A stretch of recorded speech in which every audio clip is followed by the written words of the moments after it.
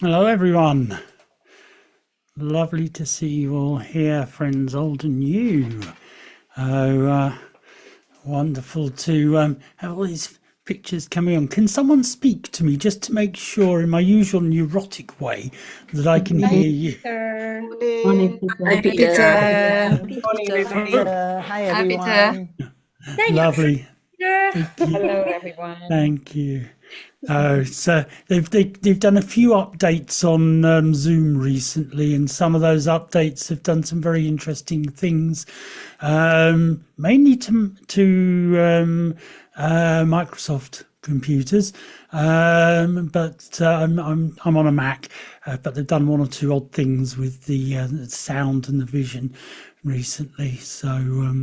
But everything seems to be working okay. That's wonderful, wonderful. So welcome to this masterclass, this exploration of the inner child. Um, to put it into a bit of a context, when I first learnt inner child work way back in the 90s, early 90s, I was taught it in a very, I can't say it any other way, happy-clappy way. And if anyone knows me, you know I'm not the sort of happy-clappy person. I can do it, and I can do it really well if I need to. But in those days, it didn't touch me. It didn't inspire me. And so I learned it, and I thought it was cute, but I'm not into going to hug my inner child every day and the things that we were being encouraged to do. And the person who taught me, absolutely brilliant therapist, rate her extremely highly, but it just wasn't my thing. And so I was merrily thinking, right, I'll never use that. Lovely, but I'm not going to use it. And I came across a client, and I'll talk about this client later on. And I was doing the standard, excuse me, the standard hypnotherapy that I was using then. But what I was encountering was the symptom, which was bruxism, just was not shifting. And I know bruxism is a really used to it, you can work with it. Certainly, the approach I take, quite simply, quite straightforward. And part of the symptomology was that the bruxism occurred when my client's parents were going through a divorce.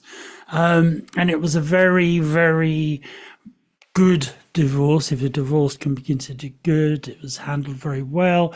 Children were involved, and parents were showing that they were still actually good friends, etc., etc., etc. So I just thought, oh, that's brilliant. And every time we tried to shift the bruxism, it just wasn't doing anything. And in the back of my head, it just kept saying to me, this little voice kept saying to me, it was Mary McGlynn, the person who taught me this, could hear her voice, Peter, inner child, inner child. And my stubborn inner child was going, no, don't like it, no, don't like it. Eventually, I used it. And basically, even though the divorce was handled very, very nicely, very, very positively, my client still felt, the little boy that he was at that time, felt he was to blame for it. And so the bruxism was his clamping down on his emotions. And so we worked with the inner child, and it opened up a whole new world for him. Bruxism was gone within 2 sessions from that. And that's where I suddenly thought, oh, this is good. And as I got more and more involved with working with trauma, I suddenly thought, this is brilliant. And I fell madly in love with the inner child. And I practice ego state therapy, and inner child can be part of that. and so that's where I got the passion for working with the inner child. And that's why I originally developed this masterclass, put it into a context that I understood and I could follow. Can you share a PowerPoint? Go into there. Oh, by the way, hopefully everyone's got a copy of their notes. I'm just dropping into the chat another copy of the notes, just so people have it there, just in case you haven't. And I've just seen a message in there saying, will this class be recorded? Yes, well, yes, it is recording as we speak, and you will have access to it. But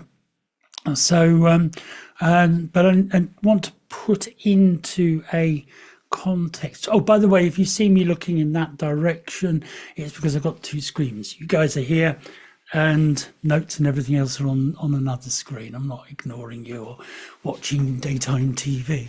Let me just go into my PowerPoint.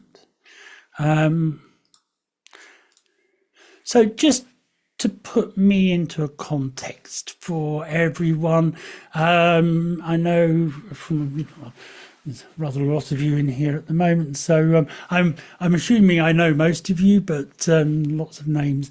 So for those of you who don't know me, I'm Peter Mabbutt. This on the screen is just my background, where I've come from. I was originally researching the drugs Valium and Librium, diazepam and chlordiazepam oxide way back, very sort of the 80s and 90s at Guy's and St Thomas's Hospital in London. Made a decision to change my career. I was being moved away from the fun hands-on stuff of research into the more admin-y elements that you do as you progress up in career in research, unfortunately. So I moved and trained as a clinical hypnotherapist, and then as I've gone through and done my other trainings, I've become what I would term an integrative psychotherapist. I work, my prime discipline is hypnotherapy, but I work with ego state therapy. I work very much, I'm very passionate about ego states and EMDR as well as clinical hypnotherapy. I also work with energy psychology and a variety of the other disciplines that I bring in and integrate, including inner child work. I have a wide variety of interests therapeutically, and I'm an academic, I'm a scientist at heart, so my scientific interests are very much based around what you see there, the mind-body connection, trauma, pain management, and so on. And from all the work that I've been doing, it has always integrated into basically into inner child work. A lot of times I'm using this. One thing to remember with inner child work, it isn't all just about trauma and really terrible things that can happen to people in childhood. The inner child, which I will labour a point over, is also a very wonderful, resourceful element, part of us. I have a very, very good connection with my inner child. My inner child and I are good mates, and we, even the grand old age of 65, I can still be a child. I went to see the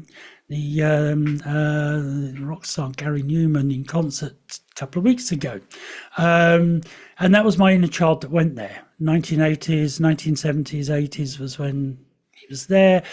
Lovely time. Walked into the concert, and all people my age. Loads of people dressed up in the dress of the era. That was their inner child at work. All happy, all positive. And so part of the work I do within a child is help people to reconnect with that resourceful part of their mind, the creative part of their mind. Even very literal, logical people they will benefit from working with their inner child, reconnecting with their inner child. So, so it's not just about negative traumatic elements. Of course, it comes into play there, which is where partly the inner child started to become popular. But we're going to look at a wide variety of different applications for the inner child. So, so just usual thing, just a little bit of housekeeping before we start. What I would ask you all to do to ensure a positive learning experience, please mute your microphones. I would be very grateful if you could do that. That's just to prevent background noise leaking through. So don't, I've got the entrance into this where everyone will be muted, but it just helps to keep everyone focused on what we're doing. And anyone who knows me, I do like questions, very much like questions. So please do ask the questions as we go through. You can use the raise hand feature to ask your questions in the lecture. I like talking person to person, but not everyone wants to talk out loud. So what I would ask is that you use the Q&A feature if it's enabled for you, certainly enabled from my end, to ask questions during the lecture, and where possible, keep the chat just for chat. I've got my chat screen and Q&A screen over here. And so if I'm trying to jump between the two to see if there are questions, it becomes a little bit distracting to think, okay, I've got to try and see what's going on and sift it out from the general chit chat. So if you use the Q&A feature, it's usually down at the bottom of your screen, however you set up your ribbon bar. One thing also, I will obviously have points where I will be asking questions. So again, the floor will be open for anyone who wants to ask questions. Yes, we will have a break for you, 30-minute break, about halfway through. So around about in the UK, 9:30, in Malaysia, around about 5:30, and if you're in Australia, Sydney time, around about 8:30, we'll be breaking for half an hour. So, and before anyone asks, yes, you'll get a copy of my PowerPoint. Once the weekend's over, I will send Julian, who's here in the background, very kindly keeping an eye on everything for me. Thank you, Julian. But I'll send Julian a copy of my PowerPoint PDF, a copy of it, and you'll get that as well, along with a link through to the recording.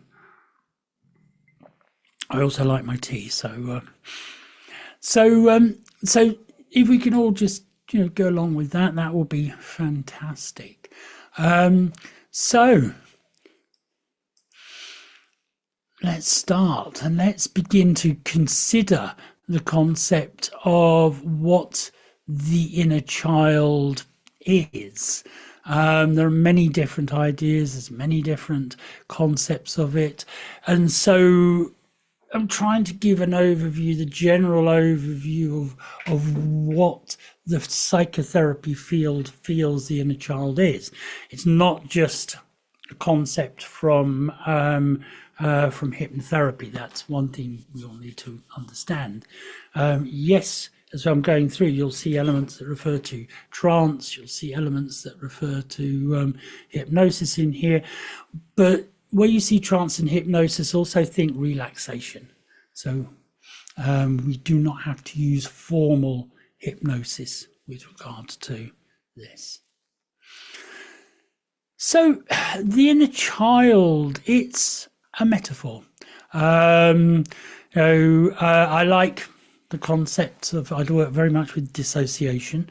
So what you have with the inner child is a metaphor for a dissociated part of the mind. It comes from the concept of pop psychology, and it has a very broad history that has sort of pulled itself together and come to a point at which we're talking now. As I say, the metaphorical child that we talk about is used by many, many different schools of thought.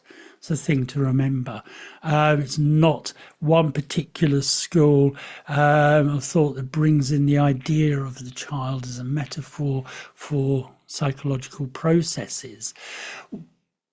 What allowed me to really understand the inner child is when I was thinking about it after I had that success with my client, I realized it was basically a very distinct, unique, time frozen aspect of a person's psyche. That's how I rationalize what the inner child was for me. As we go through life, we go through experiences, and there are elements, certainly when we're talking about upset and trauma, where that part of the mind becomes time frozen. The part of the mind basically gets stuck at that point. The thoughts, the behaviors, the feelings that we had back when we were 4 or 6 or whatever become stuck in the mind. And this is really relevant to the work we do with inner child, as you will see. It has a history that, the term inner child was, the words there in quotes, was discovered by art therapist, Dr. Lucia Capacchione. So that part of it goes back to 1976. And she documented this in her book, Recovery of Your Inner Child. It's still available out there. So Recovery of Your Inner Child. And her approach started to pull in these concepts, the idea of a nurturing parent, a protective parent, a critical parent. That was started to be brought into a more popular way of looking at this concept of the child metaphor. So there are parts of the mind that have nurturing, there are parts of the mind that are protective, parts of the mind that are critical, self-criticizing, and she turned them as the nurturing parent, protective parent, and critical parent. And they're very useful concepts to have in mind because they do give understanding to our clients as they go through. Of course, other approaches have built up on that. Internal family systems work and so on. But it is very much where a lot of the terminology came from. And it was in, John Bradshaw who really made it popular. I remember in the 90s, the book Homecoming, Reclaiming and Championing Your Inner Child was a hugely popular self-help book. So it was John Bradshaw's work or book that really made it come into people's understanding. So if there's still, the books are still available out there. So if you're interested in them, go and you can go and have a look at those. So the inner child. Essential, and I make no apologies for some of my imagery that I'm using. I was pandering to my inner child with some of this, and I make no apologies for the interesting image of me as I was younger later on, my inner child coming out as a bit of a rebel.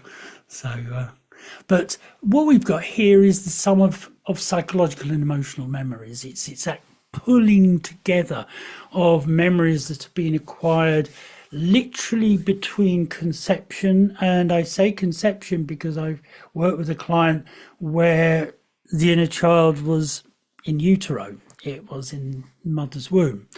And puberty, some, and I'm one of those, also include the teen years with this. So just bearing that in mind, it is that emotional, psychological, behavioural elements in our mind that become dissociated functionally for many people, but dysfunctionally for others. And basically, the whole concept with Bradshaw's work and Capaccioni's work, it brought up its popularity for treating things like unresolved childhood issues, and it is superb at doing that. Very, very amazingly good at helping unresolved childhood issues. Certainly the more traumatic elements, what happens during sexual abuse, emotional and physical abuse, that can get locked in to the inner child as an inner child. And so you will get that inner child coming forward at times where perhaps there is a sexual interaction going on as an adult or an emotional trigger, and you regress back to a childlike state. The inner child takes over at that point. And inner child therapy wonderfully helps overcome that. And also there are dysfunctional childhood behaviours that linger into adulthood. So it goes from a whole host of different behaviours. And as I say, just remember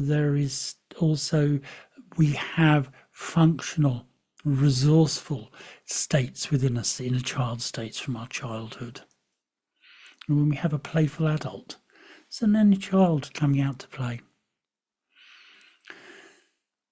So, there's other areas of, say, neediness, dependency, fear of abandonment. That's where it's been used to work with. Petulant behaviours. When you're with a partner or a friend who suddenly becomes very petulant, almost like that type of behaviour. That's in her or his inner child coming out. The narcissistic temper tantrums that just come out of nowhere and can be quite damaging. So that could be from an inner child's inner anger. The stamping, I want this now. Certainly the Peter Pan syndrome, the people who they don't want to grow up. None of us want to grow up, but some people don't want to grow up in a way that becomes dysfunctional for them. There's sort of almost an angry refusal to be an adult. The inner child and the inner adult, the adult side of us, the parental side of us, they can live in wonderful harmony. But there are some people out there who just, boom, they bring in that refusal to grow up, and it creates problems in relationships, problems for them within work environments and so on. Self-sabotaging behaviours can stem from the inner child. Self-defeating behaviours, again, stem from the inner child. And, things like passive hostility. So the passive aggressive behaviors that we sometimes observe in our clients, they can stem from a little inner child plotting revenge, but not acting out on revenge, for example. Some of the more destructive behaviors that come in, and not just the self-sabotage, we're talking about this can start to be quite nasty. So they might be destructive or in their own relationships, or they can start to end up in severely self-destructive symptoms like self-harm that comes in. Little child doesn't know what to do, so can deal with it by cutting, by pulling out their hair, or whatever it might be. There can also be, you can make the argument as well, of violent aggression. Certain people, the violence potentially will come through. Okay, we'll get to Gestalt therapy, and the simple answer, yes, for that. We will talk about that and TA and so on. But yes, all from the same element there. My inner child is just... My dogs, you get to learn about my little dogs. Like to be in and out with me. So you got the violent aggression, criminal behaviour that, for a lot of people, kids who engage in childlike criminal behaviours, most will grow out of that. Some will grow with that, and so it may well be that we find that the criminal behaviour has an origin in childhood that the inner child is very involved with. So the origins, we are going back to the likes of Jung. Again, it's got a very blurred history, so I'm picking elements out that are part of everything. So Jung, a good anchor point for us is Jung. So Jung was always talking about, part of his idea were the archetypes. Now, an archetype, part of our collective unconscious. An archetype is a universal metaphorical meaning across all cultures. They're also very cultural specific archetypes that are out there, and Jung talked about the child archetypes that were coming up. As I say, it's part of the collective unconscious, and there is that cross-cultural element with it.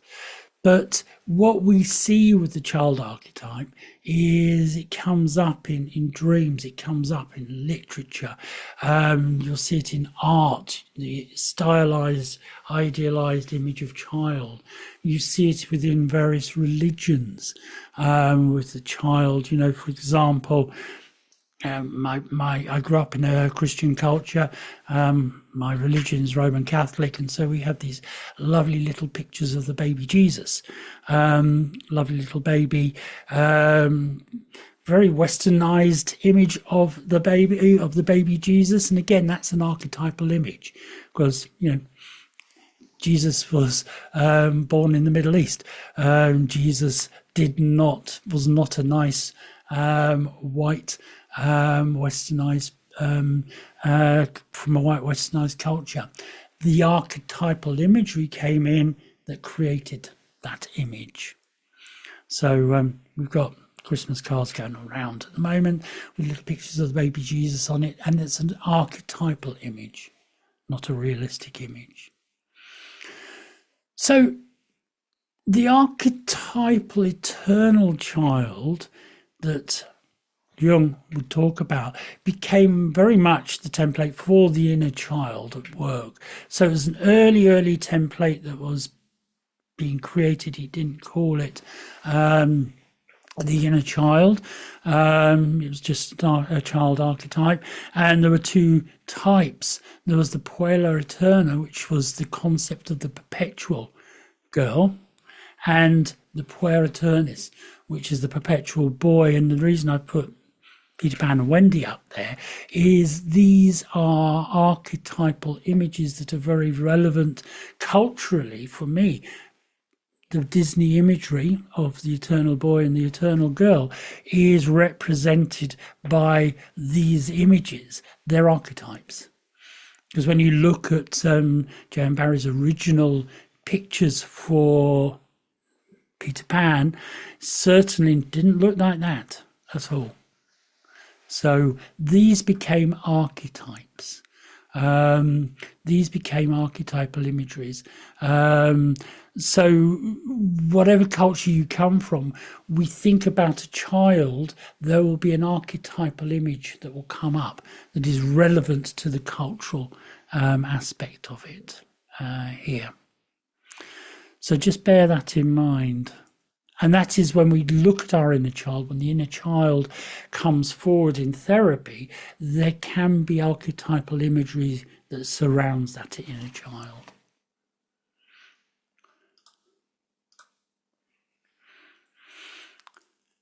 Transactional and I can never say the word analysis. So TA basically.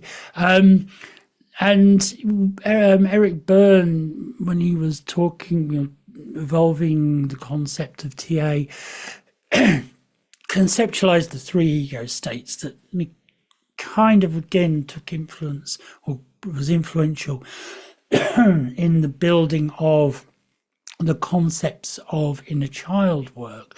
You must be aware now, I think anybody who's been in psychotherapy for any period of time, we nick things from each other's primary disciplines, and this is what happened. You've got the parents, the adult, and the child ego states, and these are all in conversation connection with each other.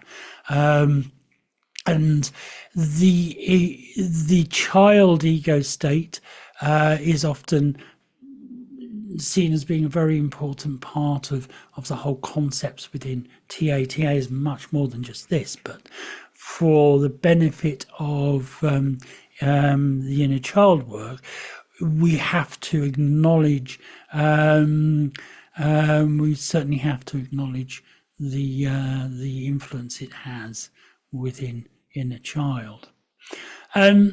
Also, just as an aside, relevant aside, the concepts from TA also became some of the early influential concepts within the ego state therapy that I will be talking about later.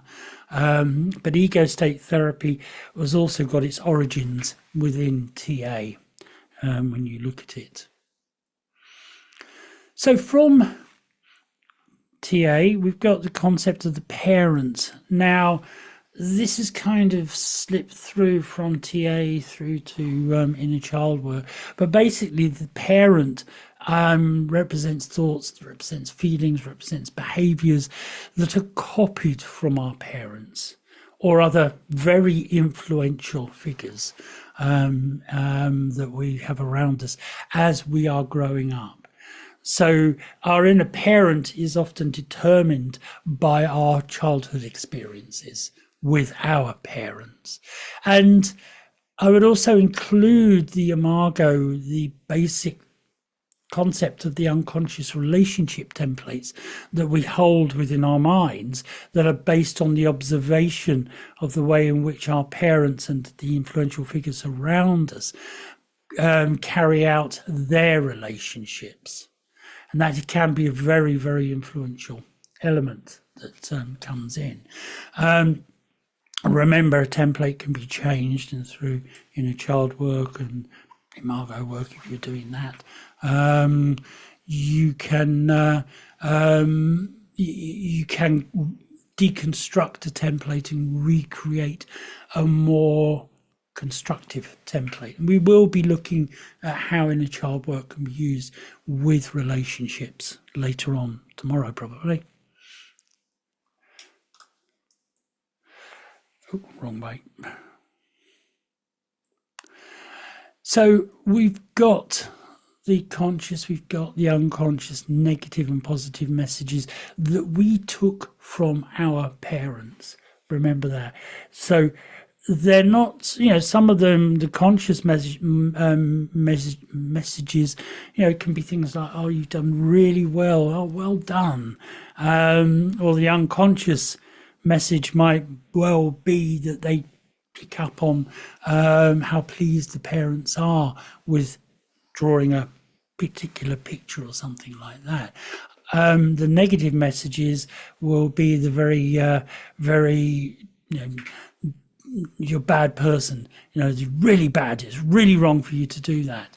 Or the disinterest a parent shows when the child has got this picture and wants to show them.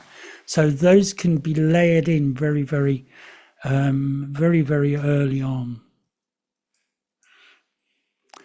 And, the shoulds, the under no circumstances, the always type of messages, never forget, don't lie, don't cheat, don't steal, positive message there.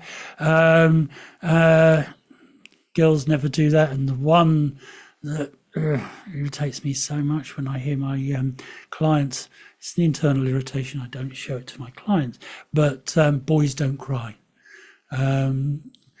Less so now, I hear that, but in my early days as a therapist, there were a lot of people I worked with who are told boys don't cry as a child, and so the inner child, as it grows with the my client, gets to a point where they hit emotional experiences and they lock down and hold on to the tears. And always remember, if you lock down something that needs to be expressed, it doesn't go away. You might shove it away, you might push it down deeply into your unconscious awareness. It's still there. It's still like knocking on the door, so to speak, saying, hello, I'm in here, let me in. You don't listen, it locks harder, and that's where the problems start to come. So just having that idea of allowing boys to cry. Girls never do that. I would always challenge that with the inner child. In a constructive way, boys don't cry, always challenge that.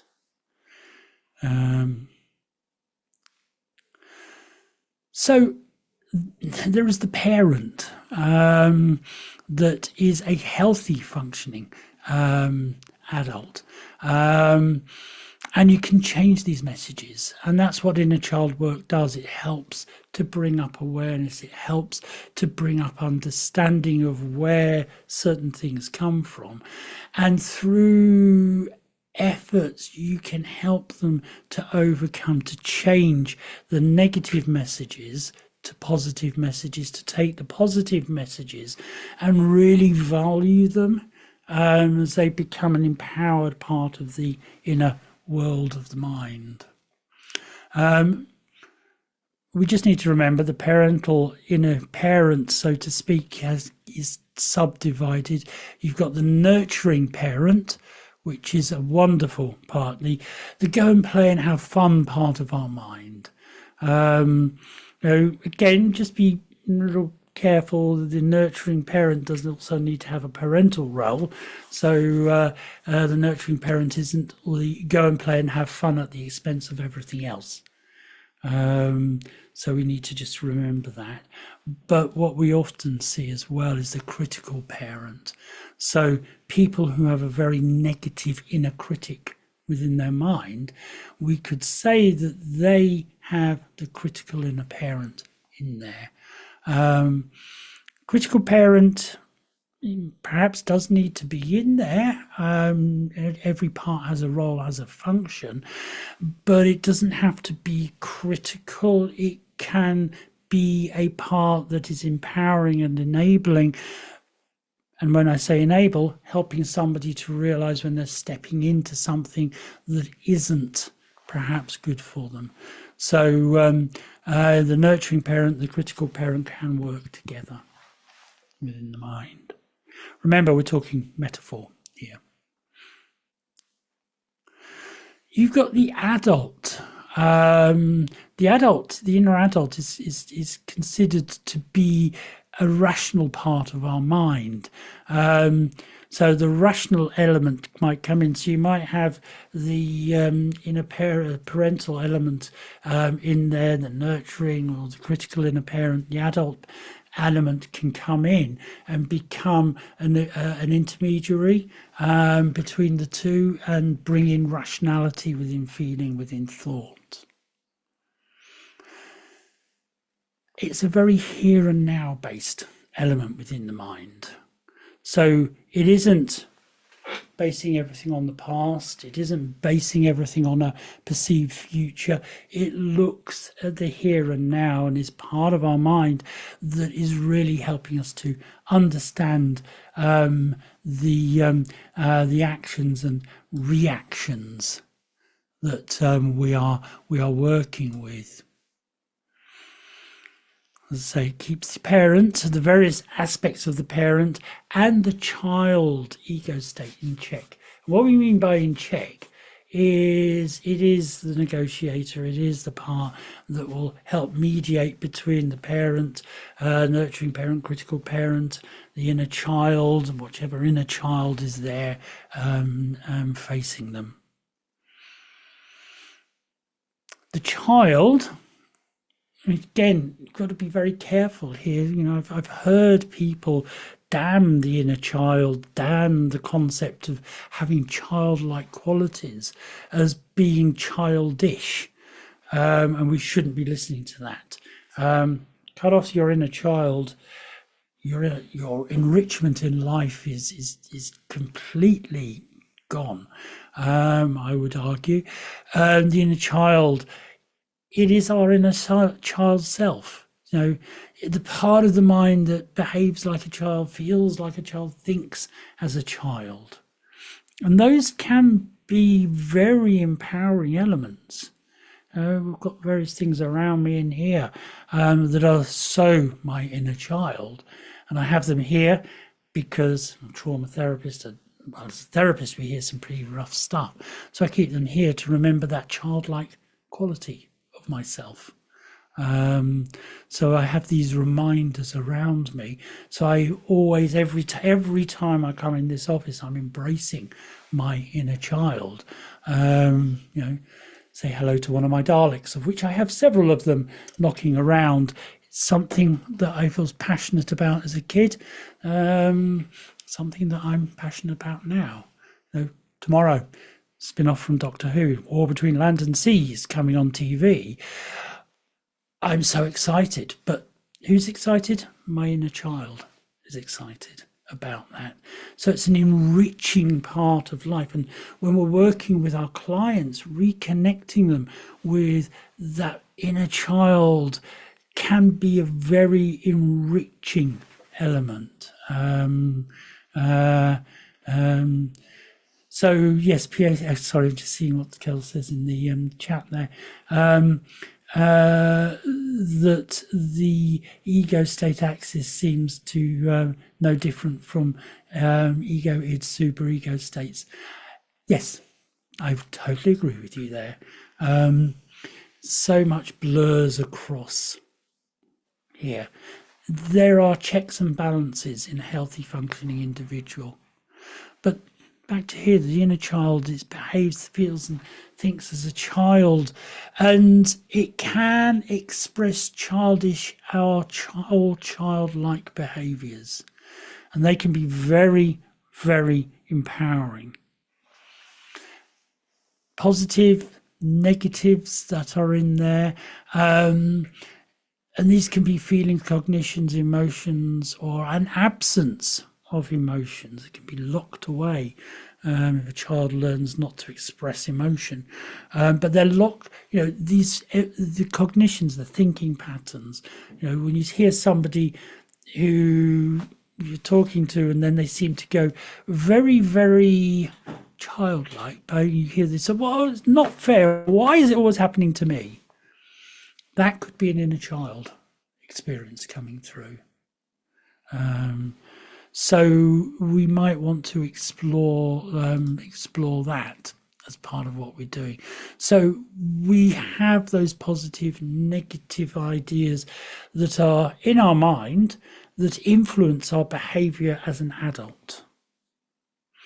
Now, you've got the subdivision of the child into a wide variety of different elements. We're going to be looking much deeper shortly as at the various divisions, but you've got the wounded child, the rebellious child, you've got the playful child, and you've got a whole wide variety of others that are in there.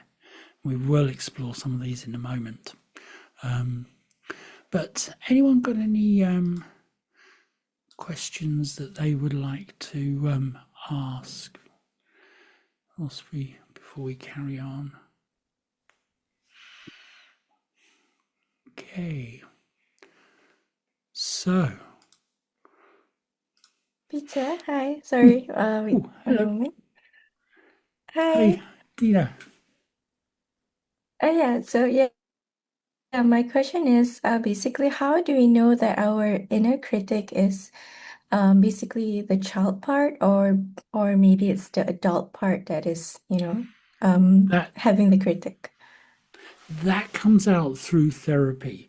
So, from my perspective, when I'm working with the inner child, there's two things I can do. One, I can have the inner child out and hear its opinion, or I go into a more ego state, dissociative experience, and ask for the critical part, the part of the mind giving that negative criticism or whatever it might be to step forward. And it may come out as a childlike part, in which case I've got inner child, it may come out as a more adult part, in which case I've got the inner adult or the inner parent, sorry, not the adult, the parental part. So it's a bit of exploration. You have to explore. I can't make assumptions as to what I'm looking over here because my strip of you guys is over on this monitor, by the way. I can't make assumptions about where this is coming from. I can have a ballpark idea, but then I need to explore it. So that's how we would look at that. So does that sort of kind of help? We will be looking more about how to access these parts. Shalini. Hi, Peter. Yeah, I just wanted to ask, you said earlier that we're looking at psychological and emotional memories from conception to puberty and maybe sometimes teen years. Is there any reason why teen years aren't, well, it almost sounds like they're not as significant as what happens when They you're are. younger? They Oh, are, and okay. I think that's why I will always have the concept of the inner teenager there, because the reason I do that, I came to really understand the inner teen is there. It's perceived normal that the inner child is up to puberty, but I've had many clients where I've had the parental aspect, the inner parent, I've had the inner child, and it's then become obvious that the inner teenager and the inner child are in conflict. And that's why I agree with the concept of the inner teen, because we probably all remember what it's like being a teen and the angst and the or everything that brought around. And I just think the inner teen is as relevant a concept here as the inner child. I've had the inner teen disliking an inner child, and there's a conflict there. But as we'll see soon, there's more than one inner child. So you've got the inner teen like disliking, say, the child that was there between 7 and puberty, but loving the child that was there from conception to the age of about 7. And so you've got that divide. So you do have to take these into consideration. Okay, Okay. thank you. Madhu, you're next. Yeah, hi Peter. Okay. Hello. As a child, you're saying that as a child, we think as a child, we reason like a child, we act as a child. And as we grow up, we try to put the childish ways behind us and try to act as an adult. Okay, so now our parents or most parents have taught us like not to steal, not to kill, not to cheat, not to destroy. Now, as we grow up, you see a lots of people cheating, lots of people stealing, a lot of people destroying themselves and Yep. destroying others. So now the question is, does this come from parenting? There is a potential, yes, you would need to look more at a more ecologically, a holistic approach, or a holistic understanding of the child growing up. Yes, it can come from parents, but also remember we think about it coming from a significant attachment figures. So you might end up being best friends with somebody who already has those behaviors, and you know what it's like, we want to fit in, so the child may fit in, and that's where that rebellious criminal side might come from. So you might then have the conflict, parents, wonderful parents, saying, this is not the way to behave, this is inappropriate, but the rebellious inner child is then going against that. So that's where it can come from. So it's not as, I wish it were, but it's not as black and white as that. It's a very nuanced blurring of edges that come through. And, I've had people who, for example, last night, I worked with somebody who came to me for smoking cessation. And through, I wasn't using inner child with him, but through the discussion we were having about how he started smoking as a child, because he wanted to fit in with the cool guys at school. He then continued that as a rebel. As he grew up, the messages coming through from his parents saying, don't smoke, it's not healthy for you, started to come through. And there was a conflict that was going on there. And so if, fingers crossed, he's a non-smoker now. But if he were to come back with me, I would potentially look at that conflict with the inner child. So it's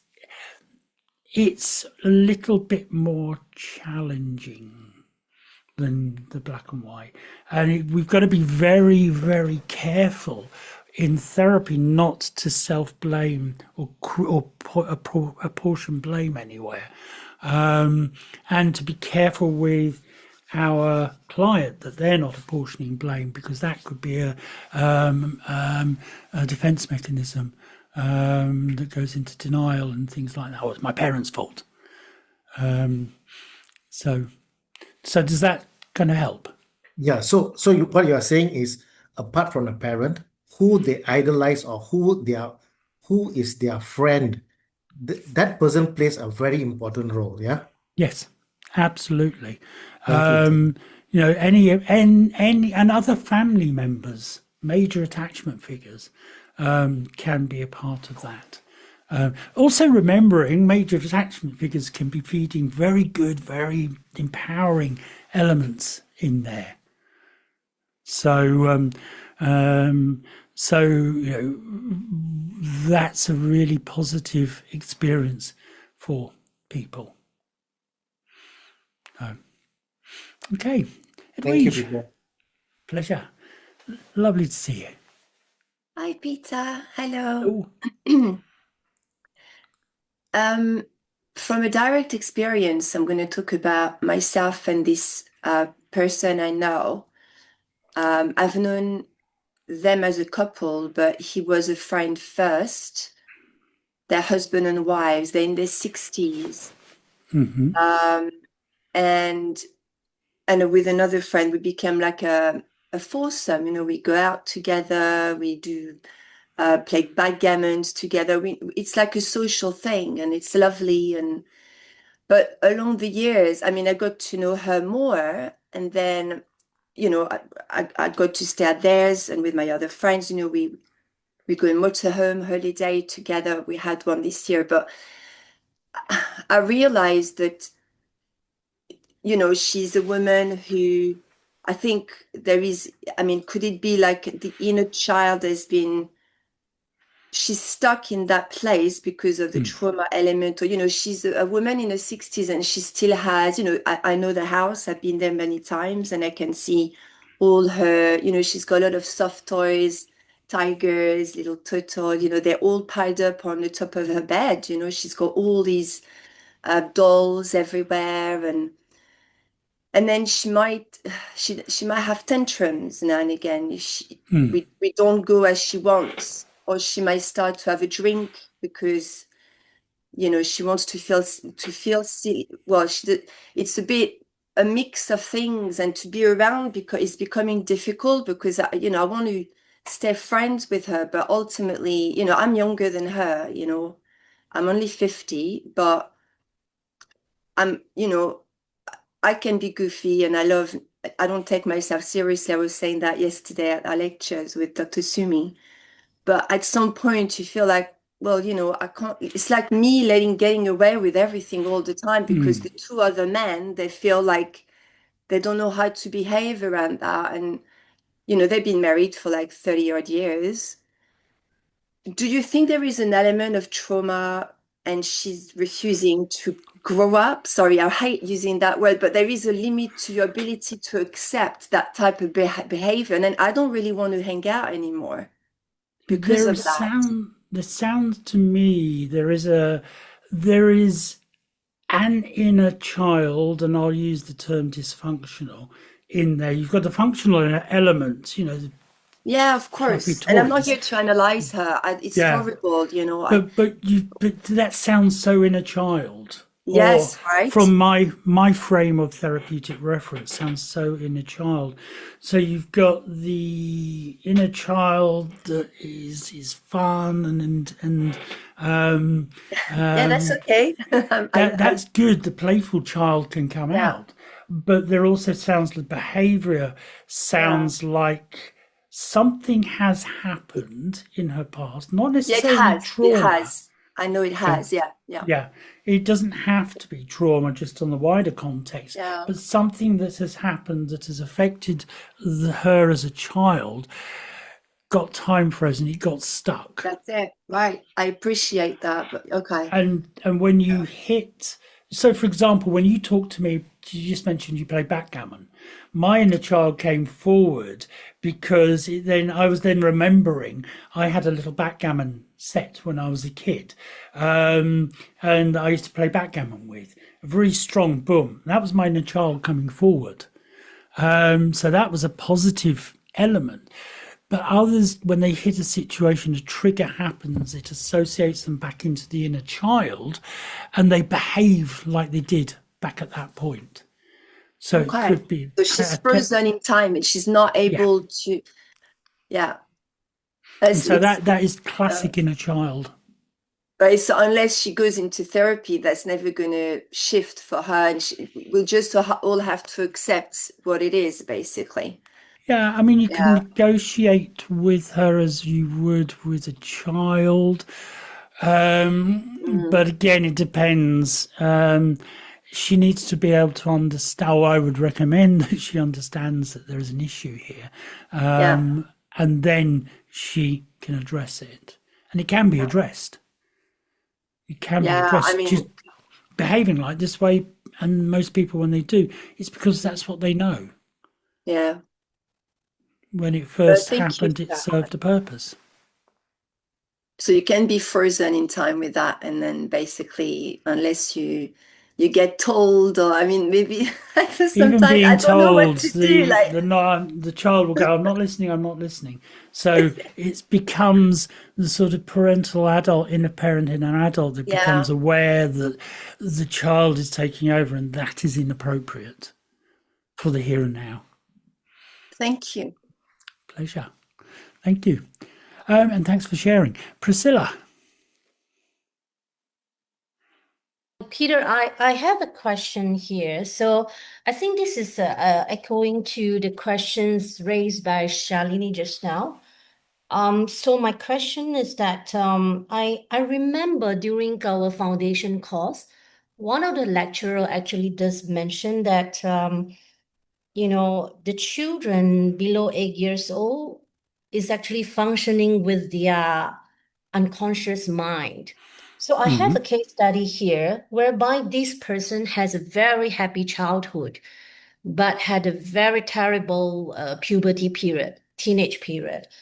So why is it that this case study still experienced trauma and feel wounded? Because it's the inner teen that's damaged. So Sorry, it's not necessarily the child, but the inner teenagers. If you've got an inner teen, then and it's gone through what your client's gone through, can become time frozen.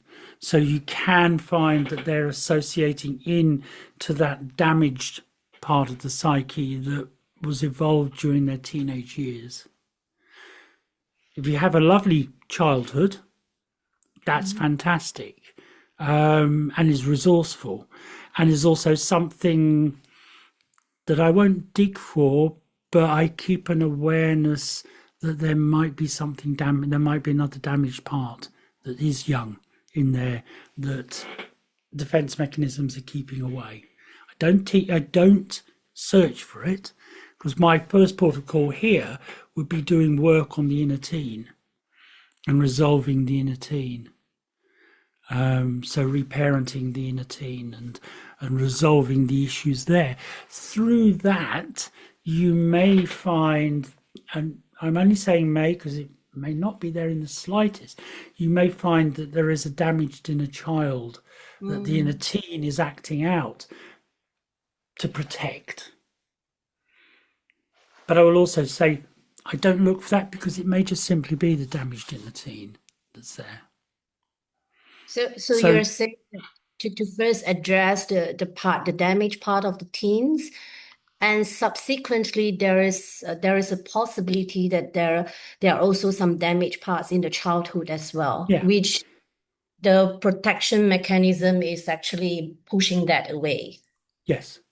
Yeah. Okay. So, but also bearing in mind that the parental figure in the mind could be what we would term a protector state in ego state therapy, could be protecting their youth by saying it was wonderful, it was brilliant, when in fact it might have been a little bit rubbish.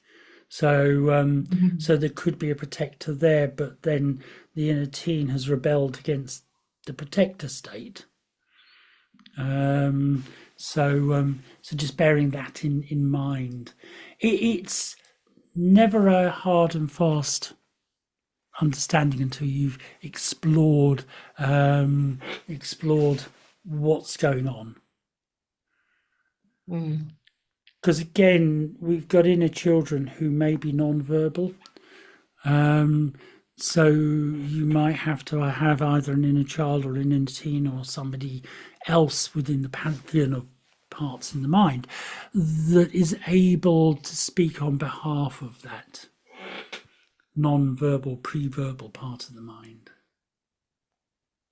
Okay, thank you, Peter. What you just described, there's lots of bits I would put on the table in my objective understanding of what is going on.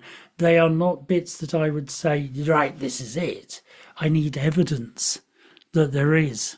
But I have to keep my mind open to the possibility that there is a damaged child that's being protected or has hidden itself. So that's where I find, I will say, the fun of this type of work is looking at somebody and trying to help them understand who they are and where this has come from. So,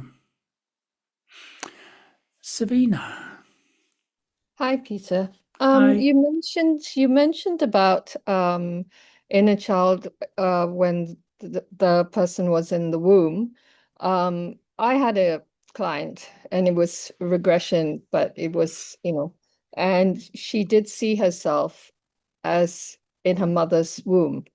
And it was very much a sense of rejection and helplessness. which is something she's struggling with in her adulthood. So is that is the emotions of the mother, which she has then taken on? Would that be? Yes, absolutely. You learn through the imago, through the templates that we observe our parents using. And so as a young influential person, you learn that template. You can take on board, we take on, look, when I was a kid, my mother, she used to, bless her, she's no longer with us, but she had a terrible fear of heights. As a kid, I was always implicit. She'd never say, never say anything nasty about heights, but I was always pulled back from heights. I was always, I can't go there, seeing that. And so implicitly I learnt. And that's where that came from. So I inherited that. You mentioned that you were working with someone who had an experience in the womb. I'm going to come to them.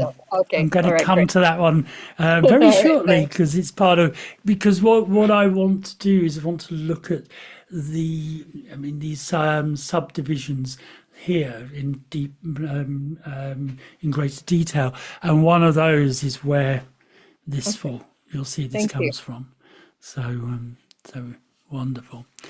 Kale says a harmonious child upbringing doesn't surely mean that the parent gave it all ways to cope, so the teen struggles.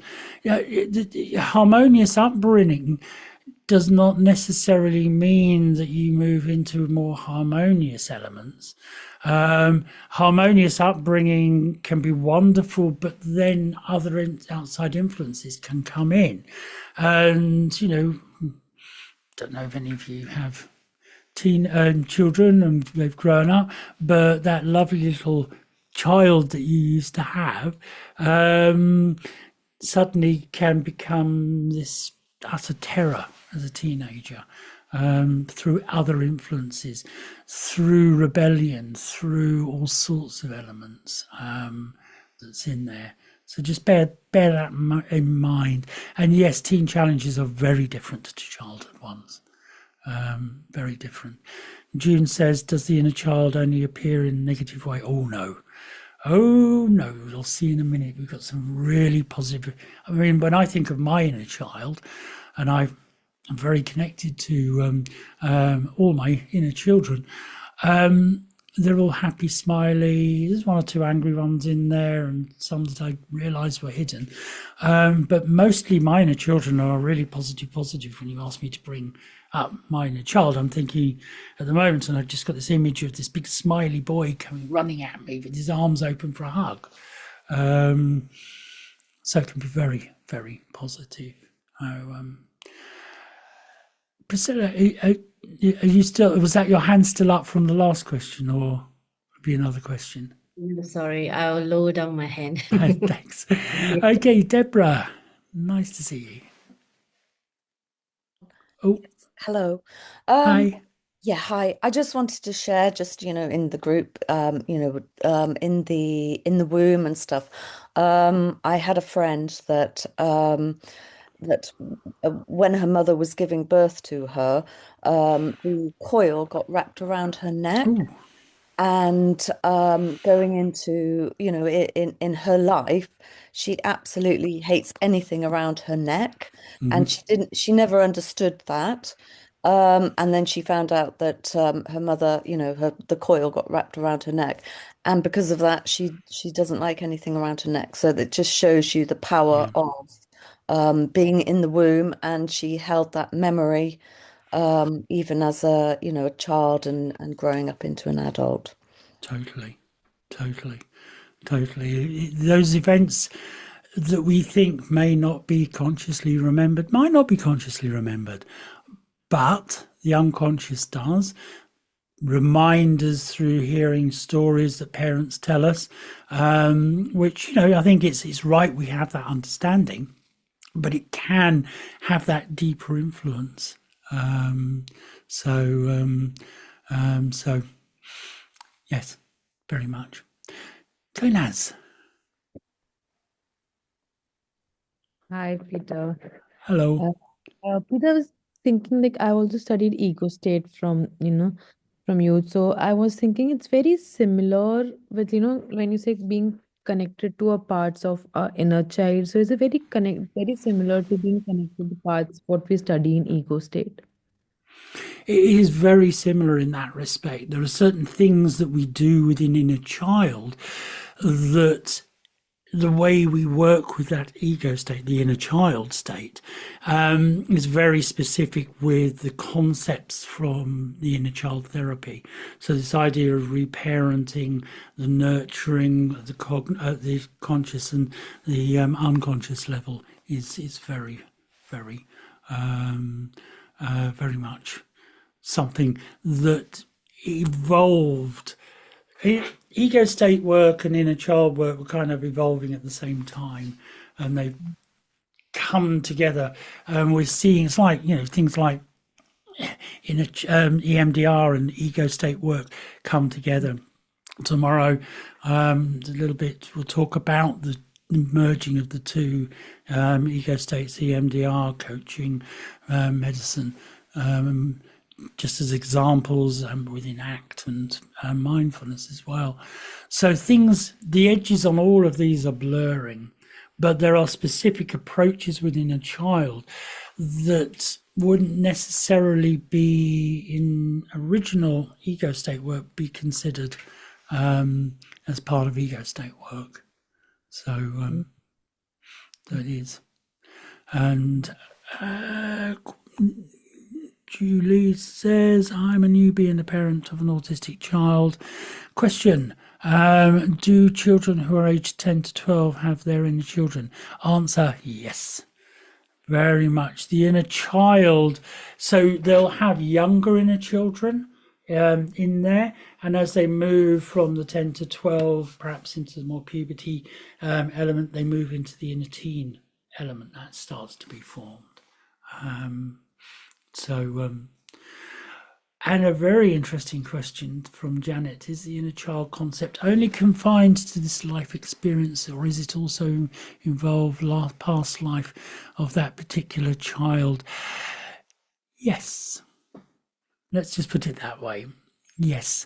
Janet, ask me that question later on and we'll explore that. One element, I remember doing a demonstration in one of our hypnotherapy trainings in London of, it was a regression, a past life regression. The person I was guiding through the experience was pregnant. And all the way through, she kept saying to me, it's not me, it's not me. And when we came out of the experience, she and the other people observing really felt that she didn't do the past life. Her baby in the womb went through the past life. So an answer there is yes. Wherever that inner child comes from, it's an inner child, you can work with it. Past, present, or even people who do future life projections. You can work with the child in the next incarnation or beyond. So that's where I wish I had Charles Caruana in here with me at the moment, because then he could also, he's a big person with the past lives and future lives and life between lives as well. So, type of inner child that we're looking at. So there are many different types, categories, whatever you want. They give understanding, they give us a frame of reference, but they are not just nice little sealed in concepts. The types, if you want to call it, that's why I put it in quotes, do blur and do merge. So just bear that in mind. But these come from typical experiences. So having people come forward, showing their inner child, having people come forward, working with their inner child, these general categories came out of that. So you have the abandoned child. This is a child that is considered to be lonely and insecure, and perhaps unwanted, craves attention and safety. So these are the adult behaviours that you see. Feels of abandonment as an adult, and very much even in marriage, and possibly the result of busy, divorced or separated parents. Oh, oops! Do you want to go there? Yes, yeah. So my client who had who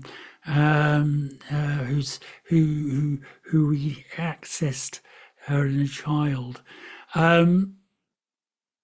presented as a person who is very much, she presented basically feeling that she was unwanted. That were her words. She was unwanted. And everything in her life showed that she was very much wanted. She talked about her parents being the most amazing people. She talked about her partner who's lovely, really attentive, etc., etc., and she had a lovely life. But she felt unwanted, and very much unwanted. And so what we did some work. Basically, we got down to regression, which then led to inner child. And we went back to the womb, when she when she first felt that feeling of abandonment and not being wanted, and that fear of not being wanted. And she, the inner child was speaking through another part of the mind, but the inner child was another part. But the inner child was saying, I'm not wanted, I'm not wanted. And yet everything else was screaming out, you are a much wanted and much loved person. And so to cut a long story short, when she got to the point where she went and talked to her parents, who, remember, really loved, nurtured, and actually she had a lovely upbringing. But then she found out that when she was conceived accidentally. When she was conceived, her mother wasn't prepared to give up job. They wanted a baby, but not that point. And so there was discussion of having the pregnancy terminated. So there's a bit of discussion going around that. And eventually the parents, who were very much in sync together, decided that they would keep the baby. And so she was born, loved and brought up, loved, etc. But something the inner child picked up on, something the child in utero picked up on, was this feeling of being unwanted. Can't explain it. Is it the child heard through, the walls of the womb, the discussions that were being carried out? I don't know. All I know is we did a lot of inner child work, the inner parent, the inner adult, really parenting and reparenting her, having the image of mother and father coming in, and being able to say, look, we really do love you. It's the best decision we ever made. So I was able to help her with that. But we had to go back.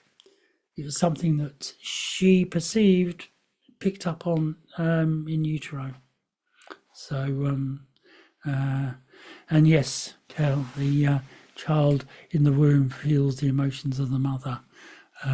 All I can say as well, as over the many, many years I've been training people in clinical hypnotherapy and other therapies, when we have somebody in our hypnotherapy training who is pregnant, they tend to come out the pregnancy tends to be quite a calm pregnancy, and the child we used to call them hypno babies. The child comes out as a very calm, very not placid, but a very calm child. So something's going on there. So okay, Kainas, you've got your hand up. Peter, that it can also be, being abandoned by your friend circle. Yes, abandonment can come in. Where you get abandoned as a child, so you've got parents who might be away for long periods of time and leave you, might be work or whatever it might be, and leave you with other significant family members. But that abandonment can come in, or abandoned by friends. And when we say abandoned by friends, it might be they've moved away. When I was a kid, my best friend moved away. His parents were getting divorced and moved away from where he was living. He basically left school and didn't see him again until, in a very ironic way, I moved to where I am in. I moved to where I am in my little village near to Southend in Essex, and walked past the main man barber's shop, looked into the main man barber's shop, and thought, familiar face, and the barber was looking out, and as is something quite obvious of who I am, my mole on here, and came bounding out and just yelled at me in the street, "Mabbutt!" And I looked and I thought, oh my God, Garrett, that's my best mate from school. So weird. So I never felt abandoned. So, okay. Nicola. Hi, Peter. Hello. Thank you. I've come across this quite a lot with working with adopted children who are in extremely happy families. They were adopted as very young babies, so they've been informed they're adopted. But I wanted to also check, is this something, obviously, I presume if a parent passes away, that people have this abandonment, this doesn't fall under something else? Yes, it will come under abandonment. There is a perception that that they have been abandoned. As we know, with grief anyway, it's a very complex emotion, and for a child, it can be extremely complex because they don't understand the concept mostly of mortality. So yes, it can be the abandoned element. But as we look through the others here, you'll see as well the elements of that can also feed into the child. Brilliant. Thank you. Okay. So the neglected child, the depressed, lonely, withdrawn person that you might know. So when a person is depressed, lonely, withdrawn, then this could be the neglected inner child. So what we're looking at here is somebody who potentially hasn't been perceived love or perceived being nurtured as a child. And that affects the inner child itself. And that results as well in a person who doesn't necessarily know how to express love or how to express feeling, nurturing towards others. So that can be partly why that comes up. Oops. And there is a belief because of the neglect, and the belief comes up that they are unworthy of love. Therefore, the adult expresses that unworthiness out there. So you might then find that becomes part of the way in which they are conducting their relationships and perhaps sabotaging their relationships. The belief that they're unworthy. When somebody shows that they are worthy of love, the inner child starts to basically sabotage that to prove they are unworthy. Happy child, the playful child. And this is a very, very healthy part of the psyche. It's our creative part. It knows how to have spontaneous fun. It's part of us that is relatively free from guilt, free from anxiety. So it's a very important part, a resourceful part of our mind. So it's one of the resourceful inner child states that we talk about. There is the spoiled child, the child who gets everything they want as a kid. Then they turn into potentially an impatient adult. So they want it all, they want it here, they want it now, because as a child, they were given that. So their inner child, the spoiled child, comes out when they want something, they want it now, not prepared to wait. So you've got the impatience, you've got the temper tantrums, and when you watch them have a temper tantrum, it's very much like watching a child throw, as they, as I often think, throw their toys out of the pram element. Then we get into more damaged children. You've got the fearful child who has high levels of anxiety, and you often find they're quite panicky as an adult. They need a continuous affirmation, continuous encouragement. They're always, the world and everything they do is fearful, so they need reinforcement,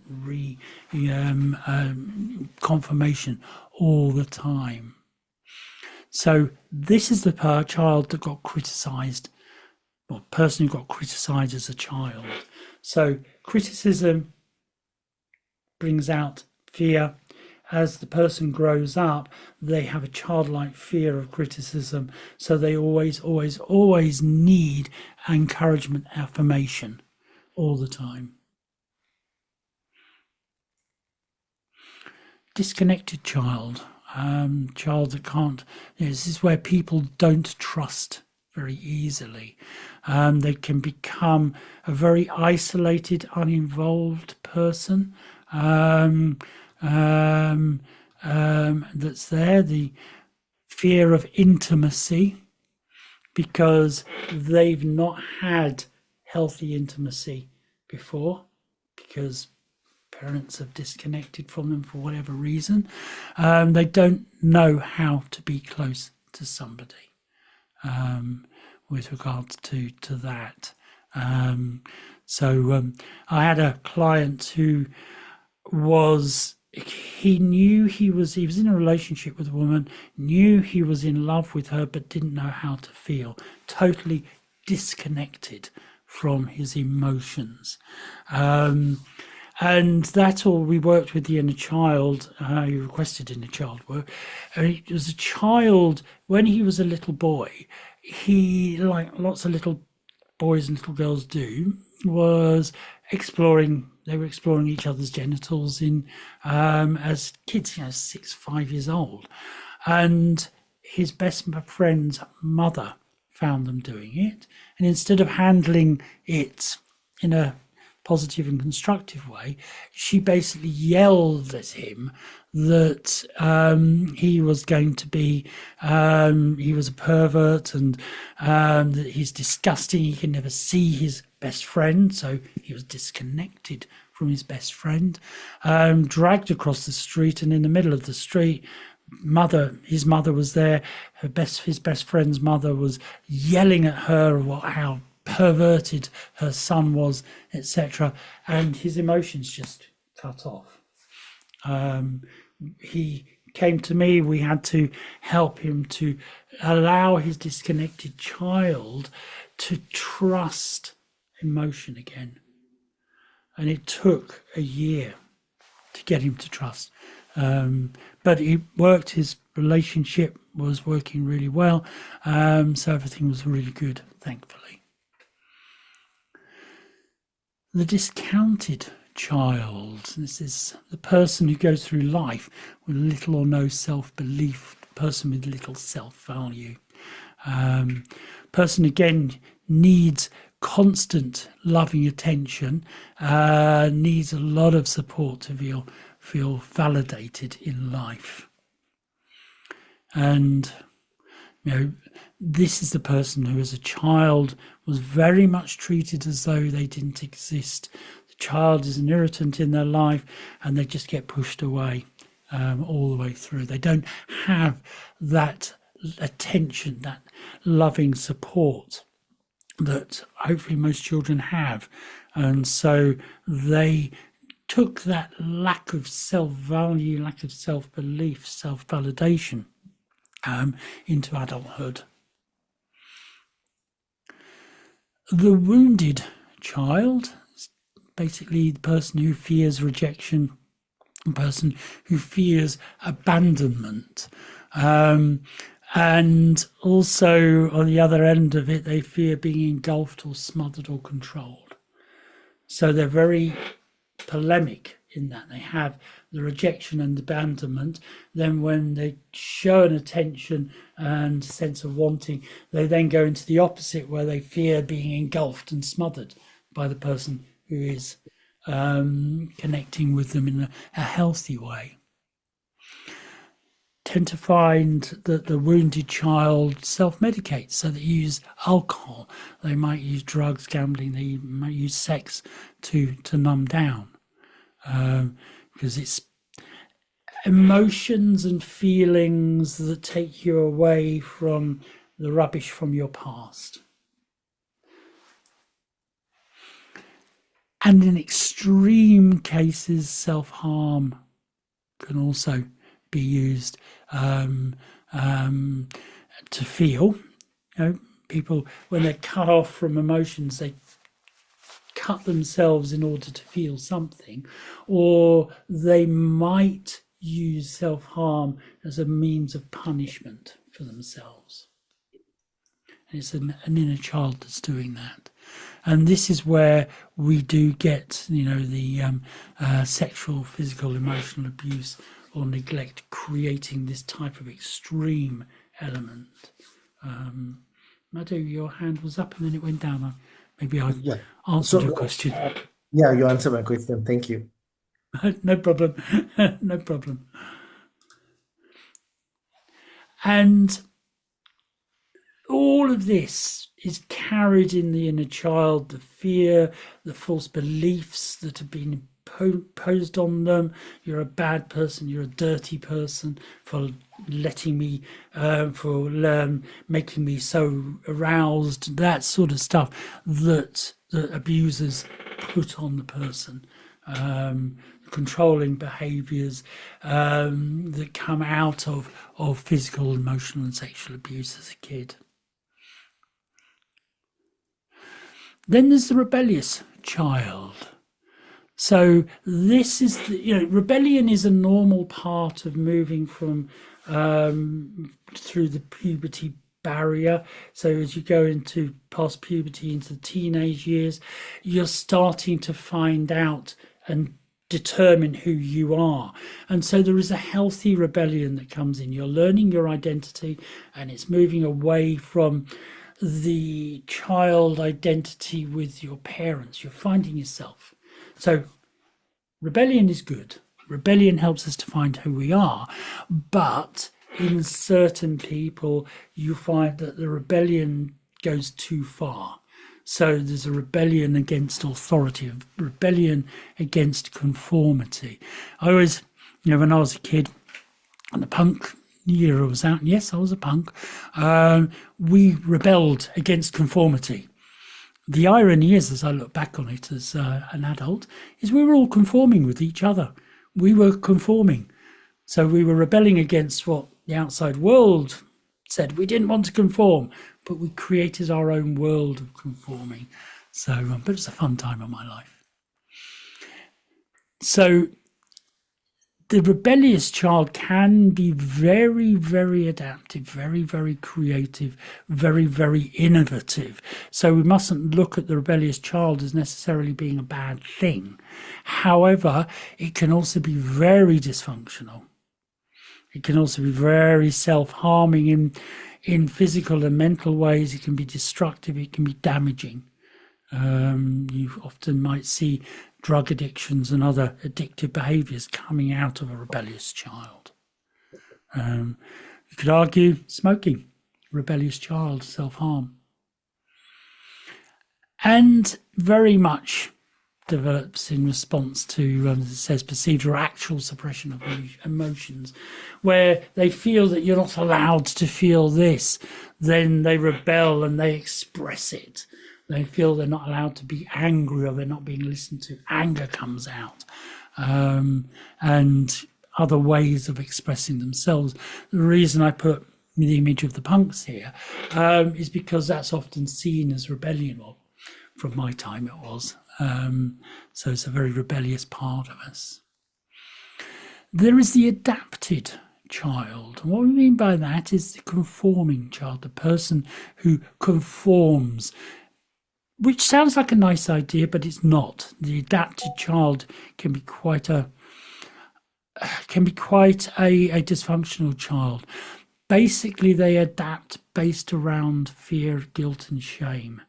So they are not comfortable with elements of their own inner world. As a child, they adapted to meet the needs of the situation in a conflict situation, not to meet their own inner needs.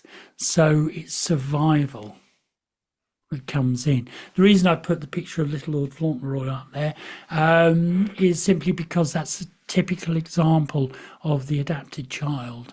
It's not necessarily a healthy example. It does not allow for individualism and creativity within. So that's where that comes from. And also, there is the nice free child, the child within that shows wonderment, that pleasure seeks, the intuitive child, the creative mind, the creative mindset, very, very closely associated with the playful child that comes in and develops very much during times of play. Edwige, this is your free child coming through. Hello again. Hello. Oh, it's so fascinating, and I feel like it almost feels like an evolution within our inner work as an individual, because I can relate to each and one of those, as whether I had to go through therapy and heal things that I thought came from such and such. It's also not always easy to validate the truth, but in that I found, is there an element of finding your boundaries, as at some point you're gonna have to stop questioning if that inner child is still in that place, because we still get triggers throughout our life, don't we? And then it's part of being human. It's only humane, right? So I mean, where do you recognize that somebody has, I don't believe we truly heal ever, it's an ongoing journey, and to the day we die, even in our deathbed, we'll have some questions that's never been answered, and resolved issues not been resolved, because things move, don't they? All the time. Totally. Yeah. So is there something you talk about to your client, in sense of they might keep coming back for more, and then they're in a place where, I mean, it's enough? How do you work with that? Does that make sense what I'm saying? I let them tell me how they're feeling. I know what you mean. How do we know that we've been successful? We don't. Right. We only know success through the reporting back of my client. Because what I might consider success may not be what the the person says. And Daniel's put in a question down, and there are other questions I know. I'll connect with those before we have our break. But Daniel says, can a person exhibit more than just one of these inner child types? Absolutely. Yeah, absolutely. You can have this. I've got a slide coming up that says, inner child or inner children. There are lots and it of fluctuates as well, does it not? It Yeah. fluctuates. The inner child can be in conflict with the other inner children within it. So do you work with boundaries within that, with the client, kind of bring it back to an acceptance of that state at that time? Yeah, it's dialogue. We bring in the inner adult as an overseer. We bring in other childlike states that can work with the inner child, that particular inner child. Yeah. So, there might be the adapted child. I love that. Who's conforming. Yeah. Okay, so you can soothe one inner child to the other depending where they are. Does that make sense? Totally. And Okay. Dina says, is there such thing as the overachiever in a child? Yes, there is. They're really trying to adapt, to conform. Yeah. And therapeutically, I would have the adapted child there, but I would bring in the free child. I'd bring in the playful child. Right. I would have the reparenting with the parenting messages saying it's okay to play with the free child, with the happy child. So you bring about that. So very much there. Nicola. The adapted child, Peter.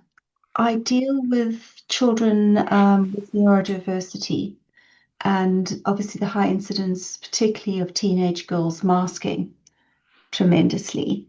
And there may not necessarily be this coming from a child, inner child, but developing as a result of this fear of not fitting in and peer pressure and trying not to be seen as odd or unusual or different. And can this manifest as more this teenage, in a teenager? Yes. Would this be an example of sort of an adapted teenager really trying to sort of fit in and actually causing a delay in diagnosis because of the incredible ability to mask and fit in that teachers... They learn at an early age.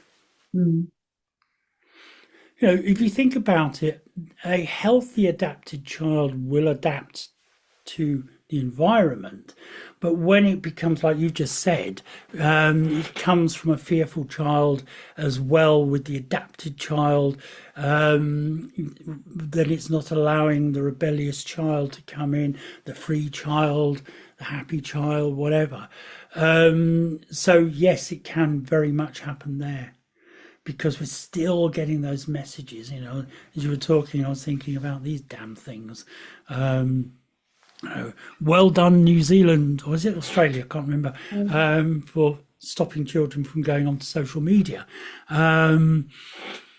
because there's so much negative influence there. We get the adapted element coming through, and it stifles creativity, pushes them in one blink of direction. Whereas when I was a kid, we had all sorts. You were the odd person. You were weird. I was one of the weird kids, but I reveled in it with my friends. But nowadays there is a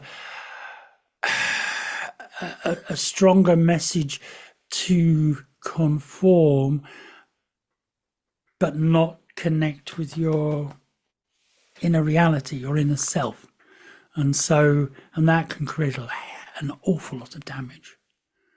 Particularly prevalent with young girls. Oh, yes. Not exclusively so, obviously, but yeah. Totally. Thank you. Pleasure. So what we answering what everyone's saying, what we're looking for is a balance of types within there, the ideal. So we want to have the free child being there. You want the playful child. And welcome to me as my rebellious child. So my days, welcome to the 1980s. That was me as a new romantic. We were all out there, walking out there with our makeup and kimono tops and everything on, because we wanted to rebel. Everyone was supposed to be like, so we went from the punk into the new romantic. And I still have an element of me sometimes going into that rebellious child for parties. I do get kind of known for being a bit of a party animal when I'm there, and that's my rebellious child with my free child, my playful child, all coming together to get a particular balance. That was my bedsit back in many years ago in the 1980s. No, that was 1979, I think. Blimey. Anyway, but that's I'm using myself there to show that I had a very healthy relationship with my rebellious inner child. It was part of my evolution. It connected with my creativity, it connected with the playful nature. And as I watched that rebellious, free, playful person come through, welcome to the therapist I am now. I bring it into my work. I have to. Because we get clients who are very sort of adapted, and we want them to help them find the rebellion part of themselves. So my rebellious self comes through. I don't direct them at any point, but I understand it. So as therapists, we must, I would argue, have a good relationship with our inner children. We can also be screwed up. Remember that. We are also allowed to be screwed up. We don't have to be perfect. Perfect child is not necessarily the right person to be a therapist, but we have to have a relationship. I used to smoke many years ago, and somebody told me that I had a very bad inner child because I smoked. No, it was a rebellious inner child that was there. I smoked because I rebelled at the grand old age of 23, I think it was, 23 or 24. But I had a very good relationship, always have had and always will have, I hope, with my inner children.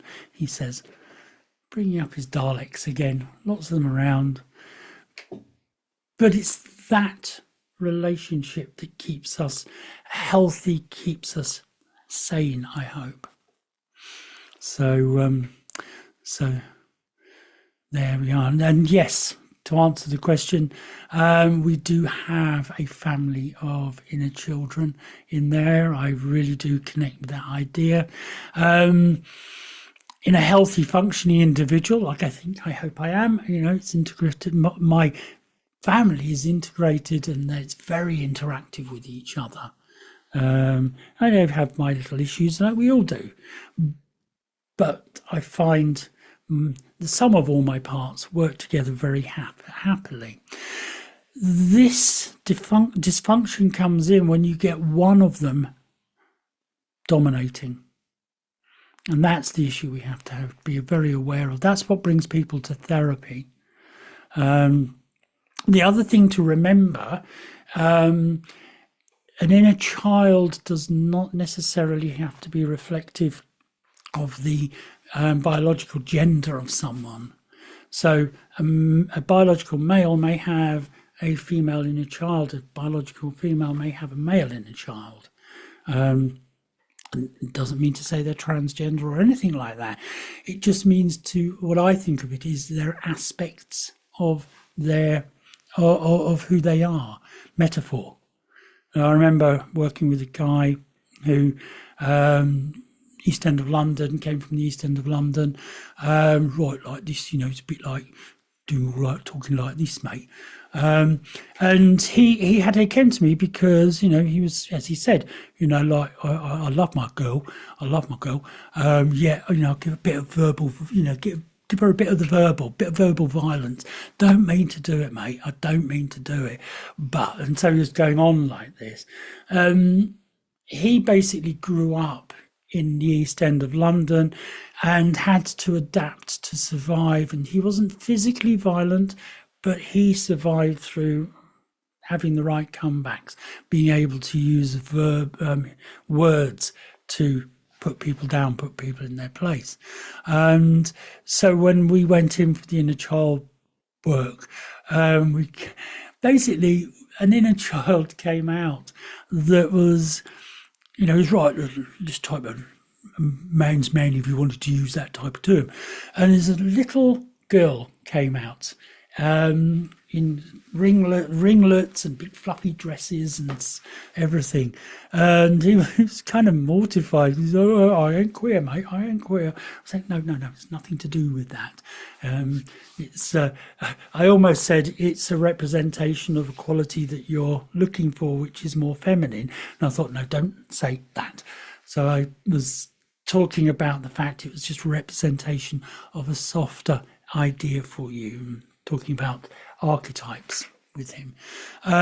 So it can be a little bit disturbing for some people when they have that different gender coming out. And as we've talked about now, it may be in a teenager. Priscilla, you got your hand up. Peter, just the third point about dysfunctional, one child or more dominates.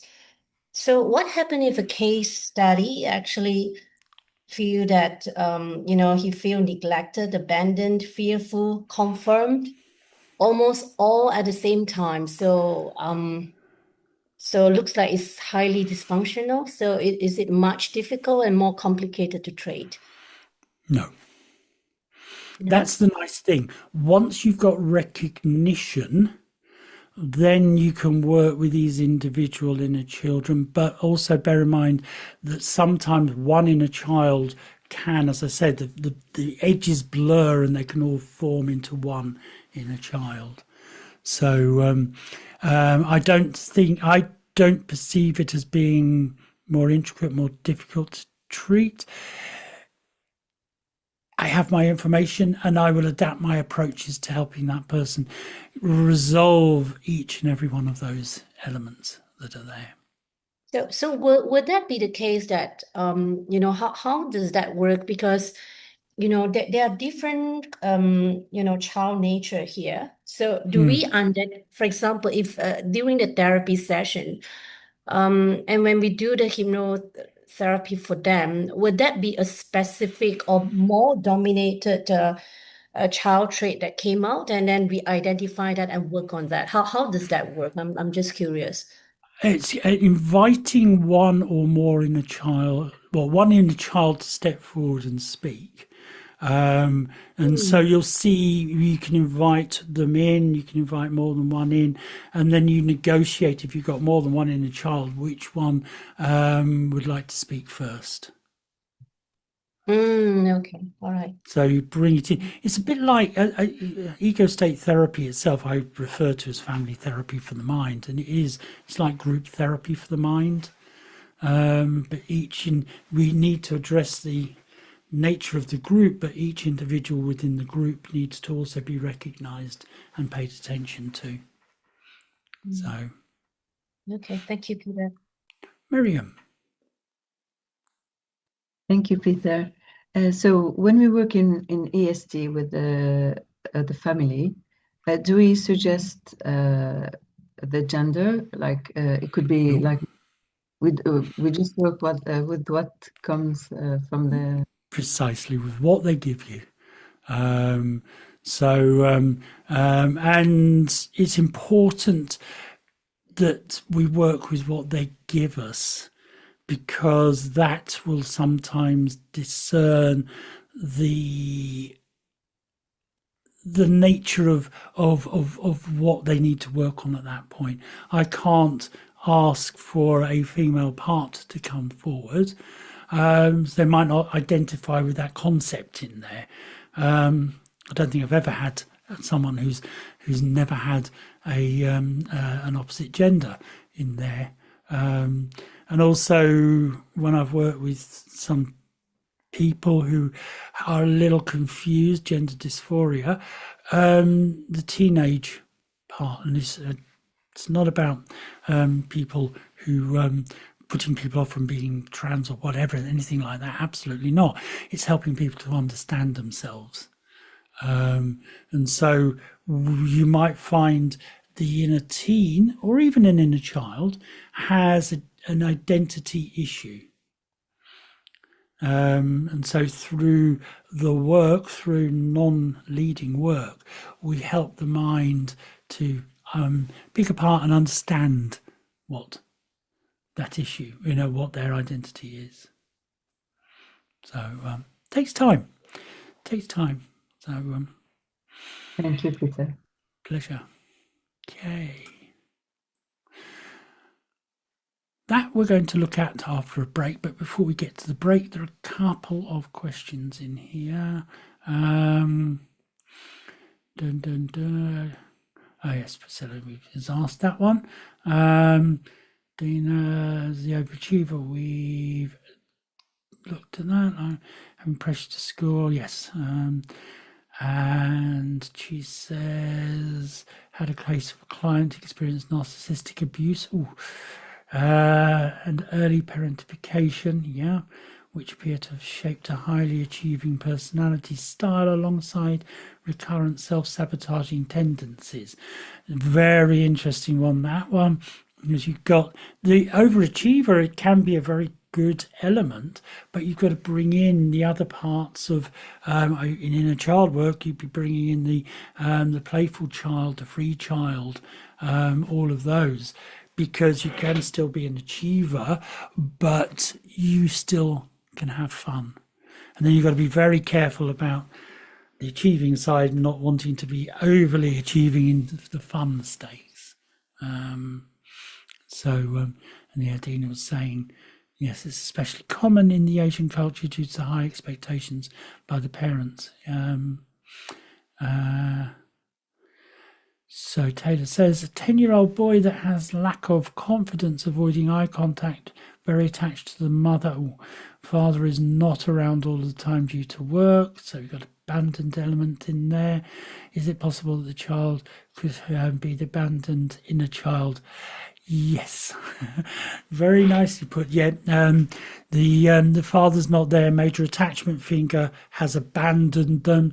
They've learnt to be very attached to the mother because they are fearful of abandonment. And so, yes, inner child work can help there very much. And thank you. Thank you for the comments on me as a neuromantic. That Cellini, that lipstick, I remember buying it, going into big boots in Truffaut and in Piccadilly Circus, and stomping in there, picking it up, and with my friends, right, do you think this one will look good? So it was fun.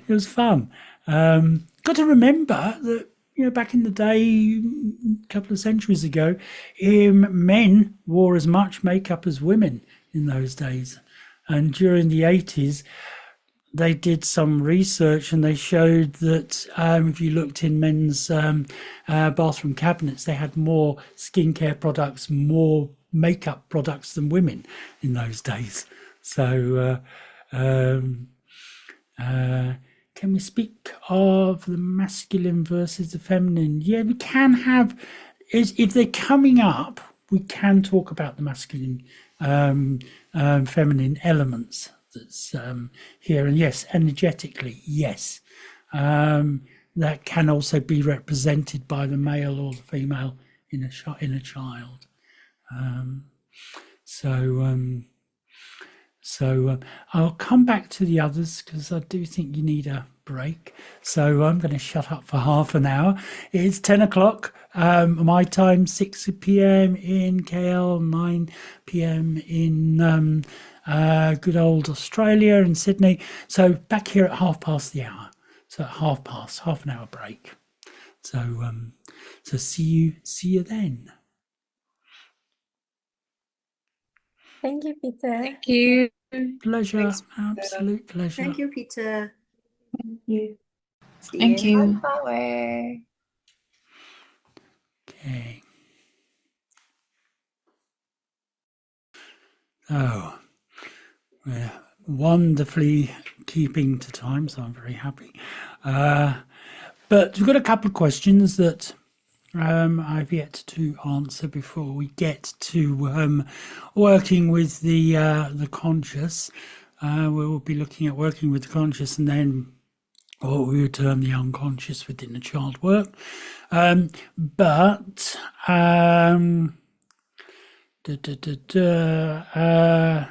just going down to, okay. Going down to some of the questions here. So Julie says, how do we differentiate between inner child, family, and multiple personality disorder? Is it similar or different? It's extremely different. Inner child, or let's take it out of the broader context of ego states, this idea that we have these dissociated parts of the mind that are responsible for the different roles we take during the day, one of which is, the inner child is part of that. These are all aware that they are part of the whole. So my family of inner children, parents, adults, and the part of me that the part of me that's looking forward to Doctor Who tomorrow night, part of me that is loves going out and taking my dogs for a walk, part of me that is absolutely fascinated in therapy and the nuances of therapy. They're all individual states within my mind, but they are all part of the whole. They understand they are part of the whole. With multiple personality disorder, or dissociative identity disorder, as it's also called, a trauma has happened and the mind has fractured. And these states all fractured, they separate, they're no longer in connection with each other. And so they, my Doctor Who loving part of my mind knows that it's part of the the therapist, it's part of the dog walker, the animal lover, all connected, all working together. Doctor Who part of my mind, as you see me lecture, I do refer to that for very good reasons. So they all know they are part of who I am. They are part of the whole. In dissociative identity disorder, multiple personalities, what happens is the trauma, whatever it might be, splits the mind so that these connections aren't there. The part, my Doctor Who loving part of my mind, will think I am the only, that it is the only part of who I am as Peter Mabbutt. It basically thinks it is my identity and does not know, nor does it recognize other parts that are in there. It will hold its position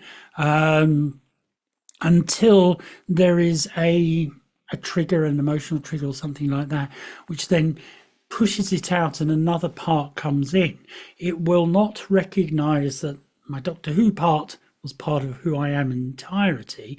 It will think now it is the entirety of my personality. And so that's why people will switch. I worked with somebody once who was dissociative identity. Depending on who they were talking to, you determined which alter was present. That's what we call the different parts in DID. So I could observe this person who, with certain people, was this really snarling, horrible person. And then with other people like myself and a couple of other people in what would be perceived as positions of authority, was this gentle, almost childlike person who bounced in. And it was through conversations. I had a conversation with her, and I said, and I pointed out, oh, when so-and-so walked in the room, you were just like this. And then suddenly when he left and so came in, you were this snarling person. Because I was quite disturbed. And she looked at me and she just said, what? No, I've just been nice all the time. And that's when I thought, oh, something's going on. And working in a healthcare environment, was able to negotiate with her to go and talk to somebody about this. And she was diagnosed dissociative identity disorder. But they were different people, completely different people. And they didn't know each other. They didn't have each other's memories. So that's the difference. Having said that, dissociative identity disorder can be treated with ego state therapy approaches, where you reconnect the parts and get them to understand they are part of a whole. So that's where the difference is. And it's a concern that people have. It is a concern that people have. Something says, some people say teenagers need to experience real life. Yes, they do. Real life consequences to learn. What's the healthy way to guide a rebellious teen without letting them hurt or feel abandoned? They do have to learn through consequence. So one lets them explore life, but as a parental figure, one is also there in the background to support when they need support, to be there as a comfort when they need a comfort, but also to be there as a dictator. If you see your kid, your teenager going to do something that will potentially be serious, have serious consequences, that learning has to come in, and that's when that gentle dictation has to come into play. We've also got to remember teenagers rebel. Hey, guys, go and look in a mirror and remember yourselves as a teenager. There is rebellion, and no matter what someone says, they're going to do what they want to do. They're going to do what they want to do. And so that's part of the evolution of personality, rebelling against the conformity of younger directed life with parents, unfortunately. Or fortunately, I rebelled, and it was a very useful thing for me to do. I had an absolute ball and made lots of really good friends. So some of whom I am very much in contact with to this very day. So some of the greatest rebellious people I knew, they are probably the most conforming people I know. It's really interesting. Gone the other way. And Vinny says David Bowie did in style. Yes. Oh, yes. Again, you look at people like David Bowie, Alice Cooper, and people like that, all of whom I have an intense amount of respect for. Alice Cooper's my hero, my music hero.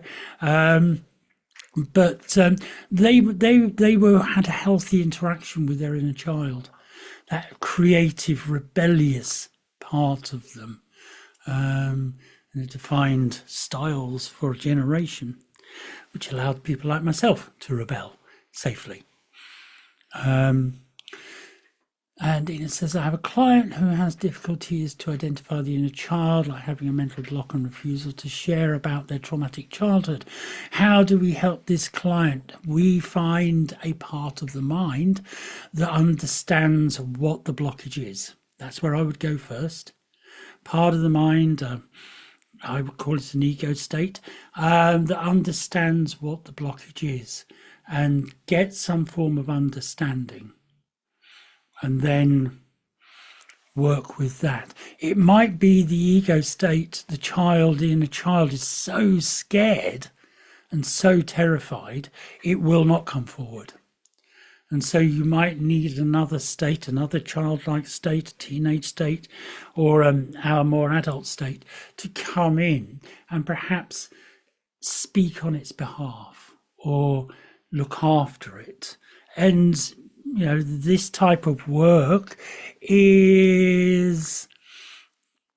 takes a while. You're not going to take 1 or 2 sessions with this. This can take a while. I've worked in a child for a year or more with some of my clients, trauma clients, as part of that. So it's gentle building up. And you'll see when we look at what we're doing within a child itself, building up trust, etc. And then Shalini says, referring to your earlier example, there are 2 discussions: terminate our child and keep our child. Why did my client focus on the negative terminate when the evidence was to keep her, and all the evidence she experienced in her childhood was being cherished and happy? The message that was being picked up by a very, very young and I would probably say unformed and unintegrated part of her mind.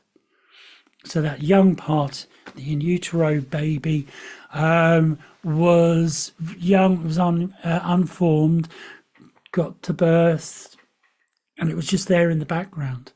You know, it's like people who have phobias, who have all the evidence that tiny little spider is something that you can just whack your foot on and squash it and it won't do anything.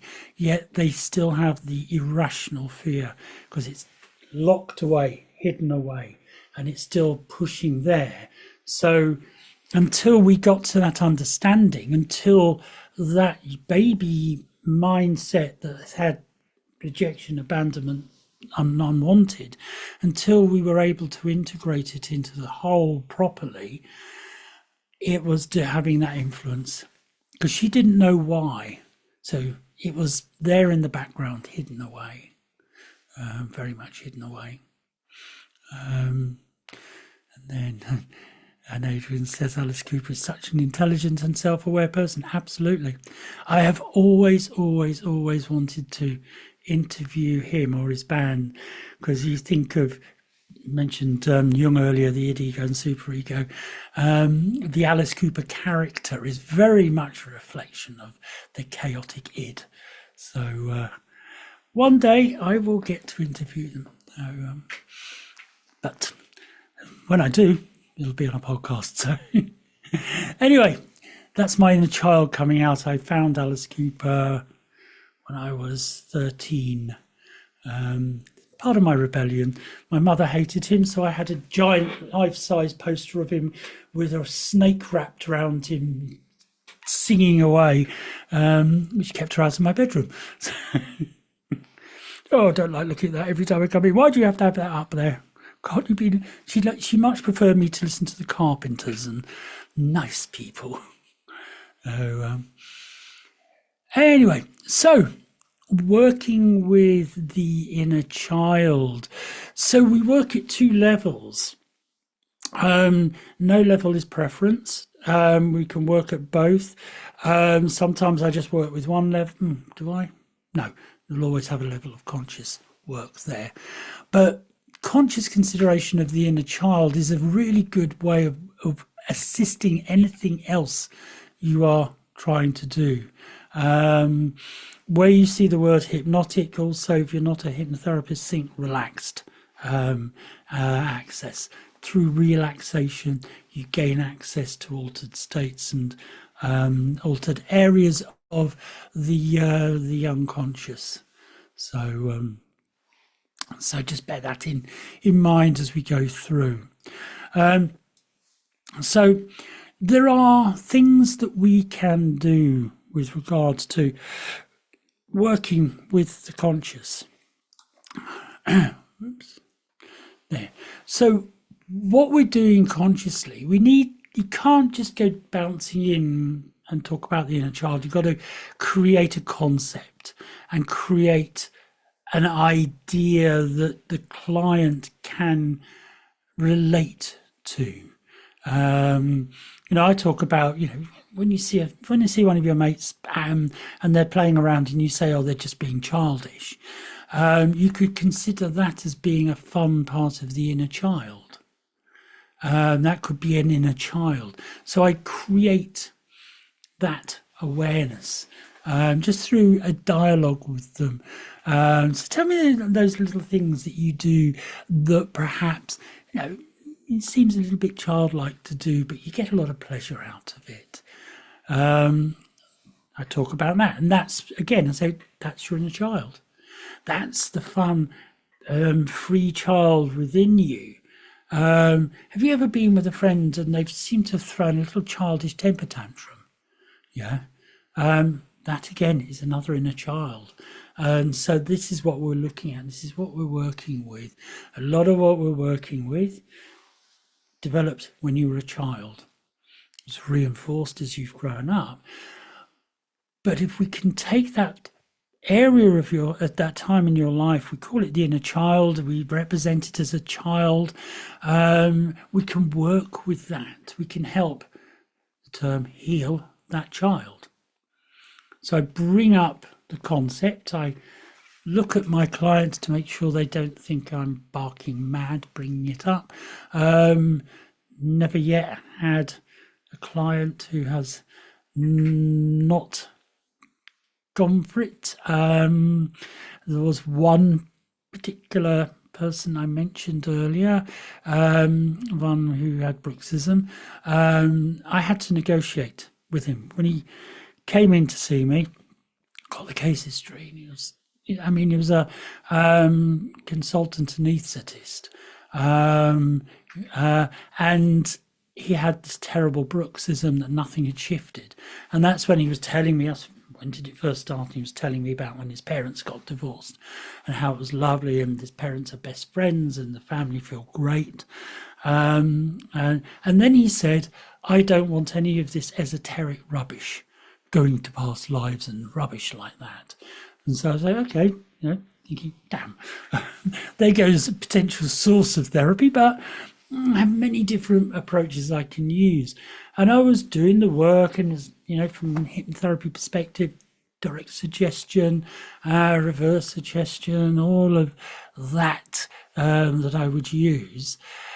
Nothing was budging. And in my head, as I said, I heard Mary McGlynn, my then teacher way back in there when I was learning, going, inner child. Her voice was there in a wonderful Irish accent. Inner child, Peter, inner child, Peter, inner child. And so I knew he had said, oh, I don't want anything esoteric. So I thought, I can't sell him this in this way. So I'd also learned paradoxical interventions at that point. And I applied a paradox to him. And I pretended, I was thinking, okay, I was sitting there just thinking, well, there is a technique I could use with you. I don't think it would work. It was very deliberate, because it was like, oh, what's that? I said, no, just ignore what I was saying. I was just thinking out loud. So, oh, tell me about it. And so I went on a little bit. It was like dangling something in front of him. And I said, you won't like it. It won't be worth work for you. It's worked for many people, but I don't think you'd like it. By the time we got to the end of the session, he was gagging to know what it is. So I said, look, between this session and the next session we meet in a week's time, I'll have a think. Don't build your hopes up too much. I don't think we'll use it, but I'll think about it. He didn't know what I was talking about. Time he came to the next session, he was just like, what is it? What is it? And then I could sell him the concept of the inner child, and it worked like a dream. But if I'd gone in without having used that paradox with him, we would never have got to a point he wouldn't have accepted it. And I was saying, look, I will do it with you. I don't think it's going to work. So law of reversed effect coming in there. But it worked, and it worked like a dream, total dream. So his inner child thought it was all his fault, even though his mum and dad were being very, very nice to during the divorce. So also, you know, working with the conscious, we've got the we can talk about what's going on. We can talk about the past. There's a questionnaire that you've got, and hopefully you all had it, got a copy of the Word version of it, so you don't have to go and translate a PDF into Word, so you can use it for yourselves.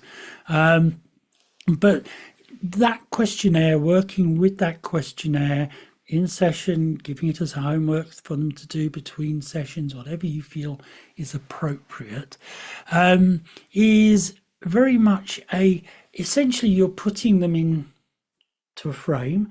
You've got an element of counselling by talking about it, explaining everything, elements there, getting them to talk about their experience. You've got the externalization, everything's shoved in here, so talking about it, writing answers to questionnaires. And so you've got an ecology check. You can see the world, the ecology within which the client is operating. And you take your time with it, you know, and in so doing, if you're doing trauma work, and remember it doesn't always have to be trauma, you've got a good introduction for the trauma-based elements there. So the questionnaire, well, the questionnaires are two of them there. They can be given as is. When you look at the questionnaires, you'll see that it engages the inner child without saying it is. You know, you can give them as is.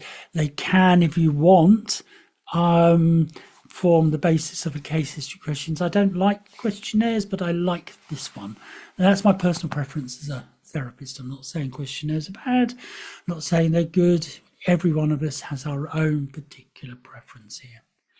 So you can use this as a questionnaire or a case history prompt. So the first questionnaire we've got is about the client. So we're looking at the person that is sitting in front of us. And within that, you're looking at exploring their personal childhood. One of the first things on that questionnaire is on a blank sheet of paper, draw a picture of yourself when you were a child. Drawing inner child. We draw as inner children. Unless, of course, you draw for a professional. What we're looking at here is the positive and the negative aspects. It might be fun for you guys to do this before tomorrow. You don't have to. So you're looking at positive and negative aspects. And also you'll notice within it, the questions are getting perceptions from their inner experience and their external experience as a child. So their inner feelings, external influences and elements that come in. And as I say, drawing connects to the client's inner child. Left or right-handed, there has been a whole thing that if you're wanting to come from the unconscious, do it in your non-dominant hand. The jury's out on that. I don't mind either. Personally, I don't mind. Either can do. Some would say if you draw in your non-dominant hand, it's more a childlike drawing. I don't bother with left or right. I just ask them to draw. But it's entirely up to you. It's how you feel comfortable with the frame that's there. So questionnaire 2 is about the place within the family that the client inhabits. Oh, Miriam, sorry. Thank you, Peter. So if the client refuses to draw, like they think drawing is childish, does it mean that Sorry, can you say it again? fading in and out there. I'm not sure. Oh, sorry.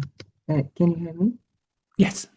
So if the client refuses to draw, like they think drawing is childish, so does it mean they're not connected to their inner child? If my client says, "Oh, I think drawing is childish," I'll go, precisely. That's what we're trying to do. We're accessing that younger part of you. So I'm not going to make you do this if you don't want to, but it might be interesting if you do see if you can feel that you can allow yourself to draw. Don't have to be an artist. We're not looking for the Mona Lisa. We're not looking for anything like that. We're just looking at working with this part of your mind that we refer to as the inner child. Haven't had anyone, because I choose the clients appropriately,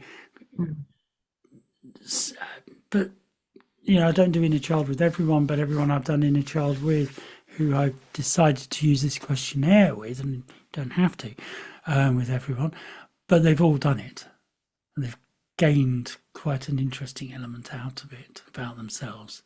It's very insightful.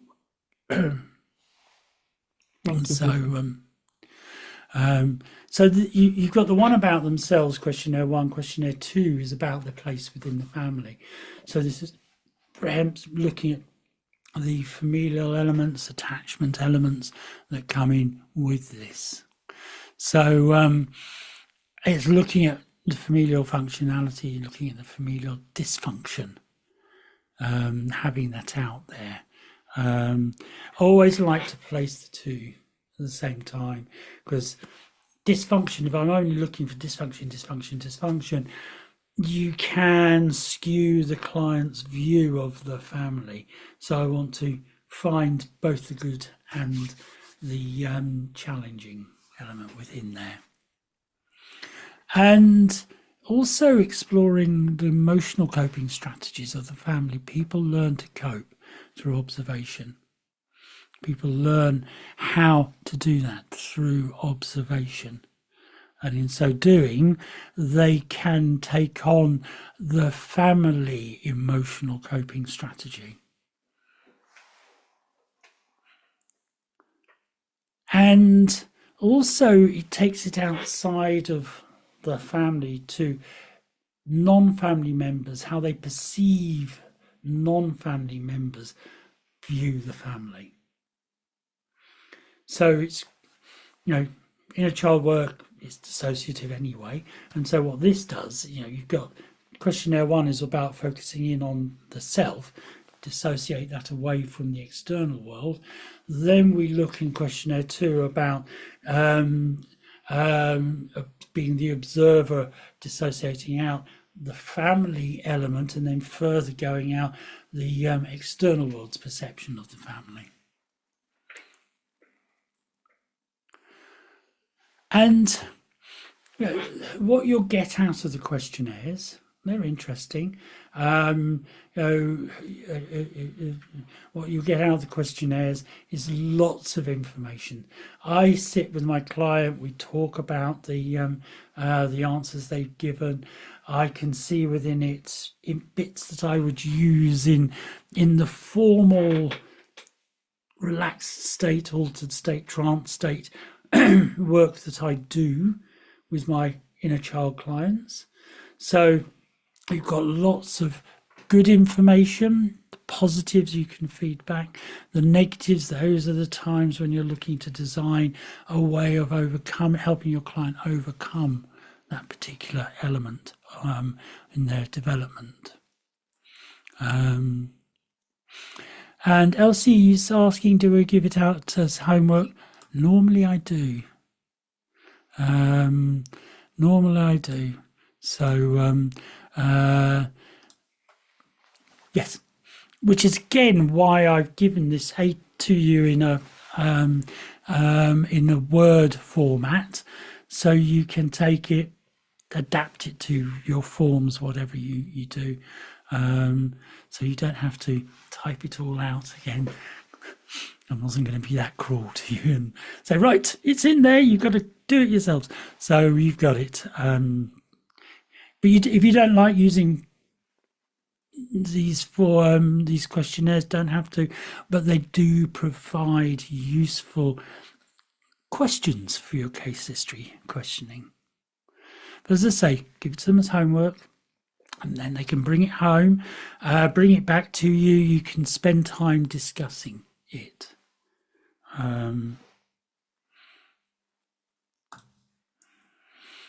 And also from all of this, you will get a perception of which type or which types of inner child you might be working with. Remember, there can be several different ones in there, or there might be one in there that has the qualities of several different types. Keep an open mind. Once you get into working with it, you will understand whether it's one or several. Also bear in mind, again, I'm saying this just, there might be a hidden inner child. The one you instinctively feel as a therapist isn't there, that may be hidden. And so I will ask, is there any, are there any, I'd like to thank all of you for coming forward and just ask whether or not you know of any other child or any other part of you that might be hiding because it might be scared, it might be shy. And if any of you can let me know, just let me know. So I get that dialogue going. And also from the family position, you've got an indication of how parenting beliefs and messages that are given to people, positive and negative, are where they're coming from. So, but also, as I say, the good ones, the nurturing ones, can be coming out of this. And this allows the client to explore the role of the adult, the mediator, understanding what's going on. So it really is creating a frame of understanding for your client as they work through this. So anything you want to ask about the questionnaire itself? I mean, look, let me just pull it up and we can go through it just quickly. I'm not going to read through it all. The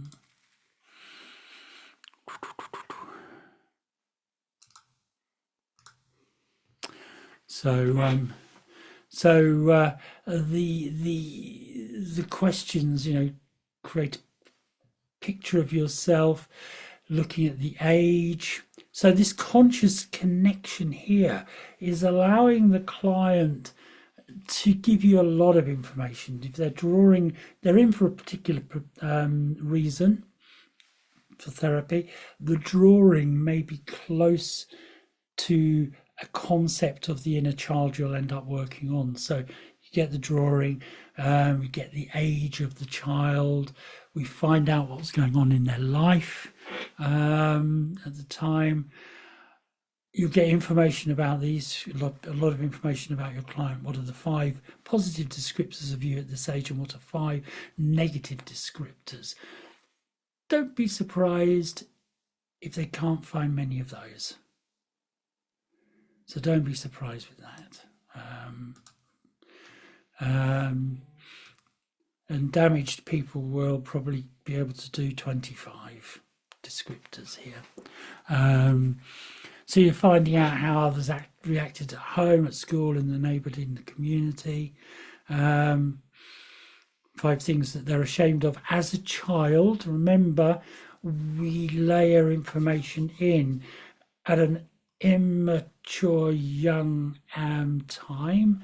And so shame, fear, those things can be, to an adult listening to it, might seem a little silly. I always use my when I was a kid, I loved watching the original Batman series on TV, and there was a really scary episode where Catwoman had captured Robin and was hanging him over a pit of tigers. And there was a timer that was counting down, and when it got to 0, the line would be cut and Robin would fall into the pit of tigers. And it got to 0, the line was cut, and then freeze frame, same time, next channel, will Robin survive? I was young. For a month or more, my parents, someone had to sleep with me, or be in bed with me to get me off to sleep. I was terrified by it. Moving on in time, when I first got satellite TV, Sky TV here, I was flicking through the multitudinous channels, and I came across Batman, the original series, and I came across that episode of the original series, and my mind, I still had it as being really scary, and so I watched it, and I was just sitting there thinking, how on earth did 2 men running around with their underpants over their tights with Eartha Kitt? Eartha Kitt's lovely. I had the fortune to meet her on a few occasions when she was still with us. Sort of, how was that scary? I just looked at it and thought, how was it scary? But that's my adult perception. What had got locked in was my childhood perception of it. And so that's what we've always got to remember. When stuff gets locked in, and it's causing us a problem, it's disconnected from the adult, the rational. It's disconnected from our logical way of thinking. So just bear that in mind.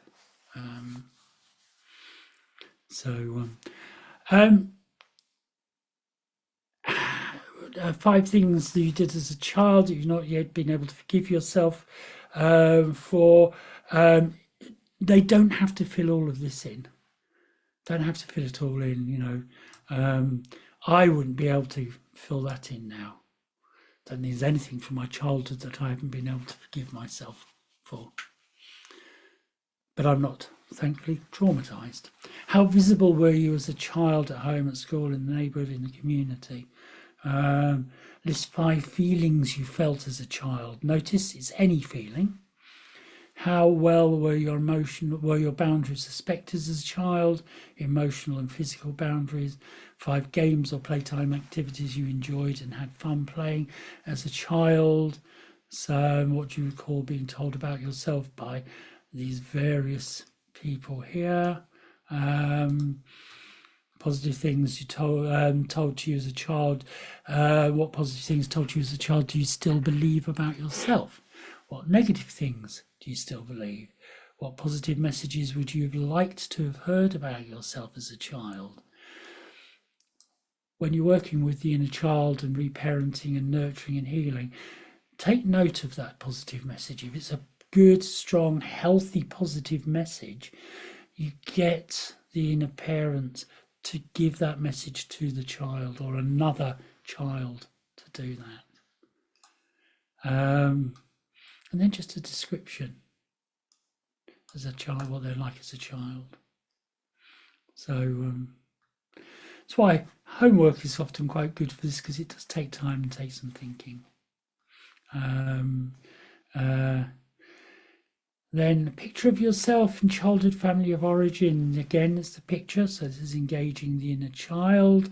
It's family members, significant others, pets present in the home who had an impact in your family life. Now give a name to the family and write it on the paper. Also label each member of the family. If they want to give the family members their names, they can. If they want to give them any other, loving bastard, whatever it might be, let them do that. Let them express themselves. Then once they've done that, they then look at the questionnaires. So James Messina describes 9 personality families, patterns in the family. Any person can display one or more, etc. So we're looking to see whether they can recognize the looking good, the acting out, pulling in, entertaining, troubled person, enabling, rescuing, people pleasing, non-feeling elements in there. There might not be anyone in there like it. There might be others. I also give them, I say, look, if you've got any other descriptor that you want to put in at this point, please do so. And so we know that people often take on new behavioural patterns once they leave their families of origin. Which of your family members took on different behavioural patterns in life? And that can also include them. How would you describe your childhood family of origin? It's got, overly enmeshed, overly detached, more on the enmeshed side, more on the detached side. A good balance of enmeshment and detachment. So, what were 10 rules of interrelating communications and dealing with feelings present in your family of origin? Again, as many as they can put in. None, if there weren't any, but that tells you a little bit about the family. Were boundaries of individuals respected or violated in this family? If respected, how were they respected? If violated, how were they violated? So the emotional and the physical. 5 family secrets this family kept hidden during your childhood. 5 feelings you felt while living in this family. How did others describe your family? How visible were you and the other family members? 5 things you and your family did together to have fun. My parents always insisted on Sunday afternoons going out for a walk in the countryside, even though I might not have wanted to go, and I took out of that an amazing love of the countryside. So I now live in the countryside. What things happened in your familyhood or your childhood family of origin for which you still harbour anger and resentment? Might not be anything. There might be stuff. How is your reaction to your family of origin holding you back in your efforts to recover from what we are working with today? So it's a very specific question. Check all the characteristics this home had for you. So again, as many as they feel is appropriate. What are your best memories of your childhood home? What are your worst memories? Who of your family members held themselves outside the family circle, and why did they do this? Who were you closest to in the family? Why was that? One thing to remember, this one, for somebody who was sexually abused, it might be them. Because an abuser will always root out and help separate the non-conforming child member of the family. So the one that the parents could be always angry at, the rebellious one. They separate them out, give them validation, and that brings in the abuse. So it's a little bit of seeing whether or not that they were part of that, or somebody else was part of that. Was there abuse going on?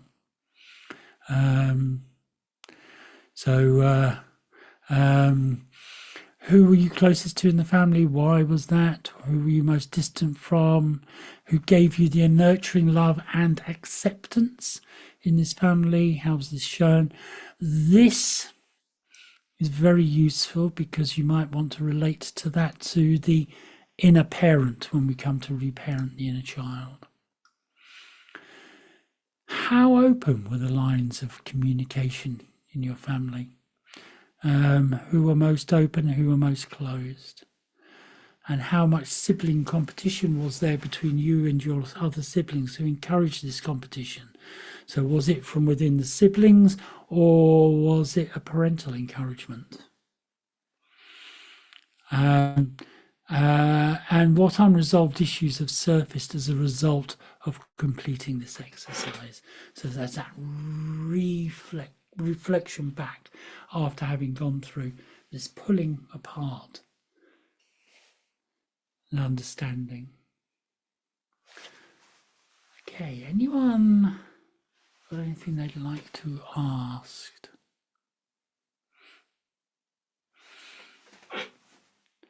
So Daniel says many of the questions are skewed towards the family. Yep, the reason why they skew towards the family have a huge influence on the development of a child and their personality, their emotional availability, their emotional expression. But friends and teachers, so that's why there are certain elements there about external influences within it. And if you as a therapist feel it may have come from outside the family, then you can adapt the questions here. So so that's not a problem. And the reason we're asking the questions, if we want to, is we're just wanting to get a good picture, a good understanding of my client. I'll say, well, this is about helping me to understand you in your childhood and your role within the wider family circle and acquaintance circle here. So, and Kaz says, won't such a large survey put a client off? No, never really had a problem with that. But this is why I give it to them as homework, so they can take their time over it. And you say, is it not better to ask some of these that seem relevant after some queries as a therapist? That's entirely up to you. There's no hard and fast rule. These are questions and ways of getting information. This is not diagnostic in any way, shape or form. This is information gathering, picture gathering that's going on here. It's something I sometimes use. It's some things I don't. I tend to use this more with my trauma-based clients. But I can, it's up to you. I like it because it gives me a good understanding for the therapy I'm going to be doing. I am notoriously anti-questionnaires, but I like this one because it gives them also the opportunity to fill it in without me looking on and the embarrassment that they might get about answering some of these questions.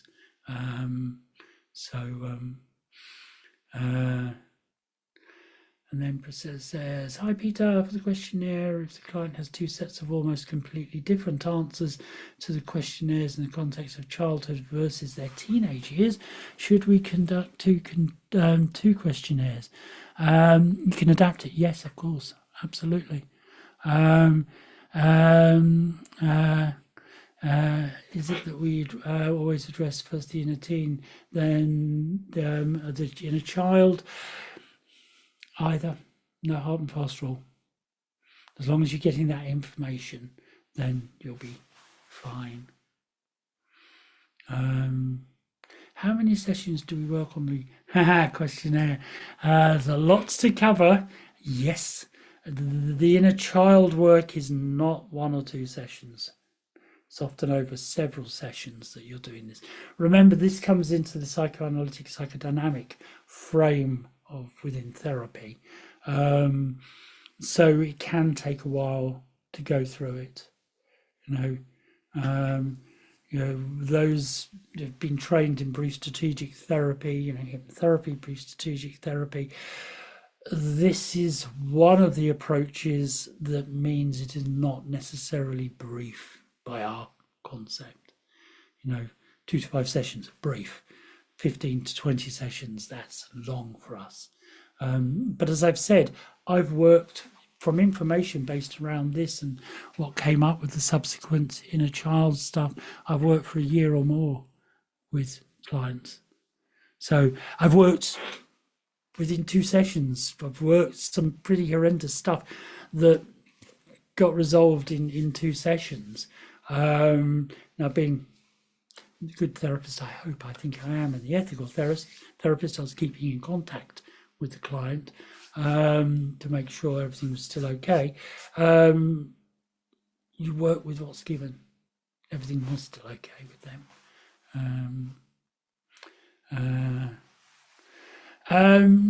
How do we how do we know the reasons why the questions are being asked? It's basically we're exploring what their perception of childhood is. That's all this is. It's looking at the perception of childhood. You can change the questions, you can adapt the questions. That's the element here. And the objective of each question is just to put a piece of the puzzle together of what their perception of childhood, their childhood was. That's all this does. And gives us little pointers where we could work on. And then Dewey says, what happens if clients answers with few pictures in different ages and how to interpret the answer? I will say to them, okay, for each of these pictures, could you, if you feel that you're able to, can you provide answers within the questionnaire? Because then I've got different inner children, or I can say, as you look at these pictures, these different people, who's the one that you feel is most important to you? And if you can answer from that perspective.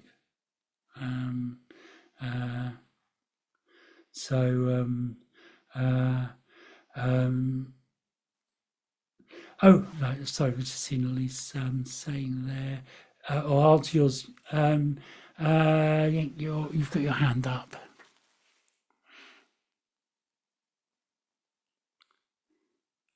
Oh, you haven't got your hand up. Yes, hi. Hi, Peter. Thanks for hello. Thanks There's for this weird thing where you put your hand up, you come up there, and I can see you. Put your hand down, and you disappear somewhere until you talk. into the galaxy. Okay. Thanks for answering the question. The reason why I'm asking, for example, for a question of you, how much sibling competition and to what and was this competition encouraged?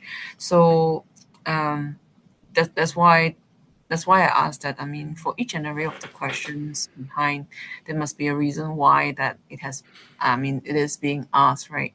Of course, this is just to understand the client's background, family, and all that. But in terms of really like that, there must be purpose towards that question being posted to the client. So that's why that I asked, is there any way that we can understand why that this particular question was being asked? That's sibling rivalry, sibling competition.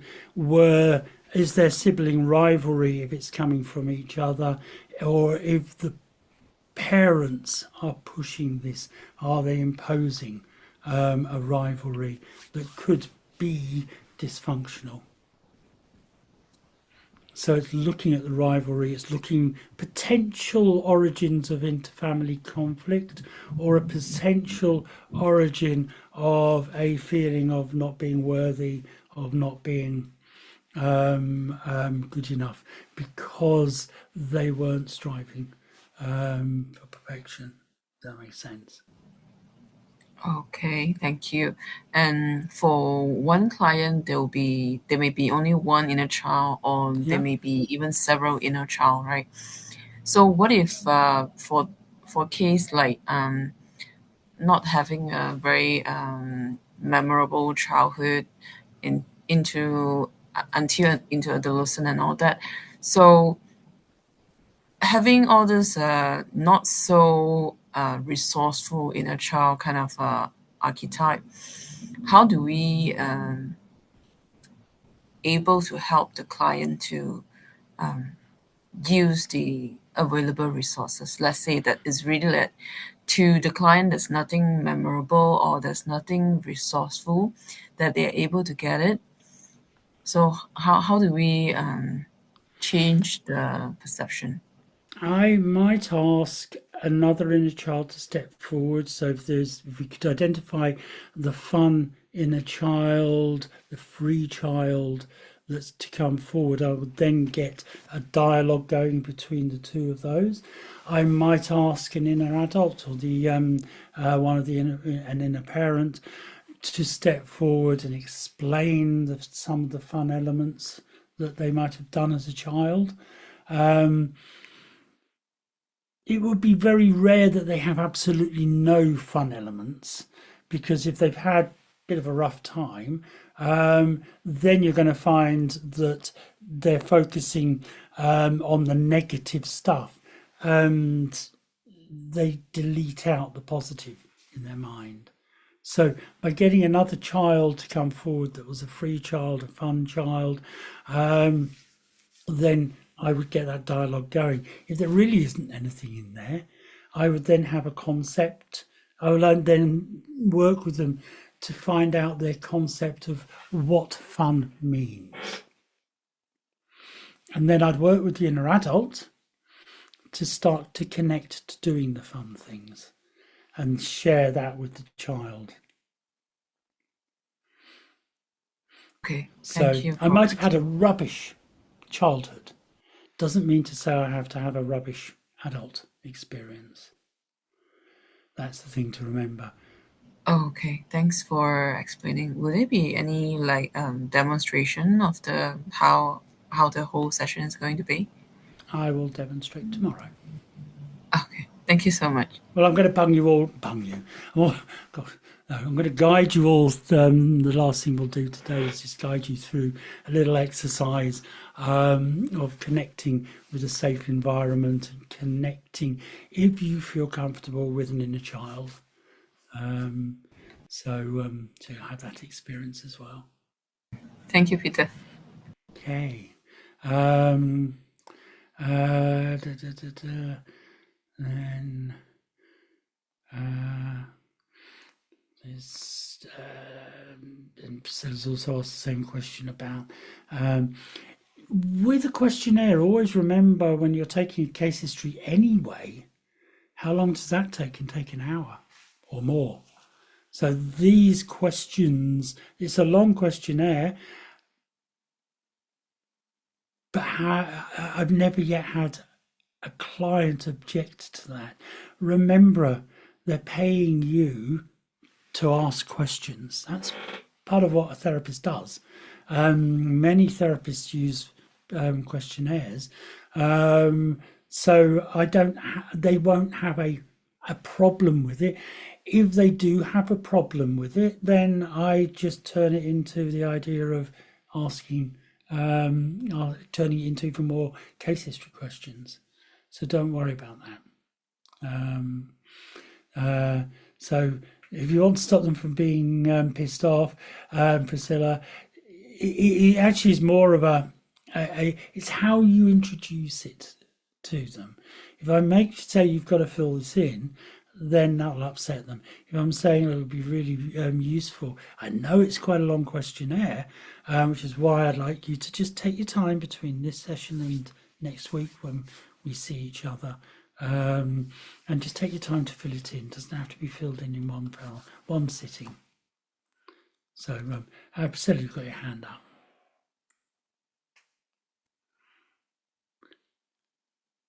Priscilla, you got your hand up. Do you want to? Yes, Peter, I just have a question here. So if the client actually comes with the childhood issue, so yeah, because normally if the client comes sometimes probably not starting from the childhood issue, right? It could be anxiety, could be panic attack or whatsoever. So does that mean that this technique normally will come into the picture only a few sessions? Then probably after the few sessions, they told us that I experienced something in the childhood. Then only we start to talk about this in child therapy. Because remember, a lot of clients, even though you might ask them on the outset about childhood, they might not see a relevance in something that happened in their childhood. They might have a defense mechanism of amnesia, so they don't remember it. Later on, as you go through the number of sessions with them, you, the therapist, will get a gut feeling that there may be something in the past.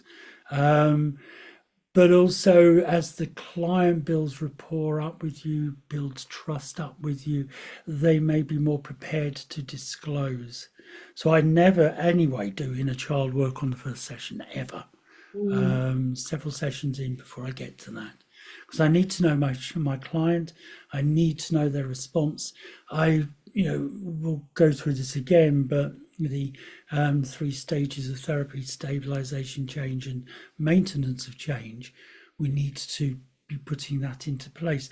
By the time we get to change, I then will have a good rationale for within myself as to why I would like to use inner child. That's the rationale that I can then negotiate with my client.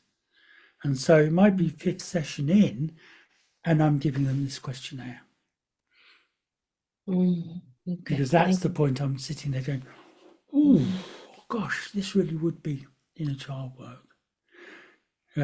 As brilliant as a plan as I can make after worm session 1,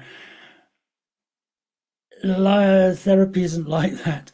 You can make the most amazing plan. Session 2, they disclose something in your plan, you just have to throw it out the window and create something new. So there is a fluidity in what we do.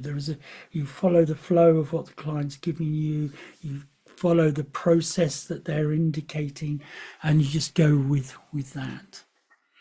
And when you get experience within a child as well, I can be in the middle of a session and just ask my client, if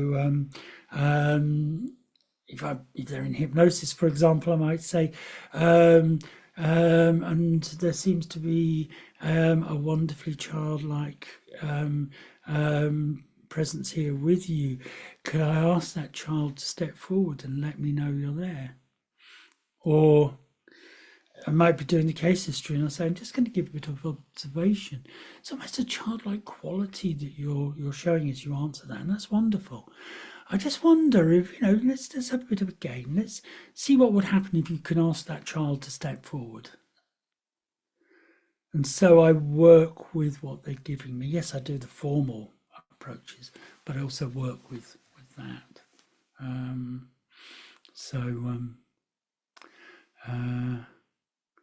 Just going through a couple more questions coming in. Roslinda says, my client feels weighed down by fear of authority, tends to give in and people please, and deeply longs for the motherly love she once received in childhood, love she no longer gets after her mother's meningitis and memory loss. Could these patterns be related to inner child issues? Yes. Can we draw on positive inner child resources to help her with her current struggles? Oh, yes. So the inner adult, the inner parent, we reparent, and you can get from inside the qualities that she would wanting, or she had, that were coming from her mother. So the memory of her mother, there can be a representation of her mother.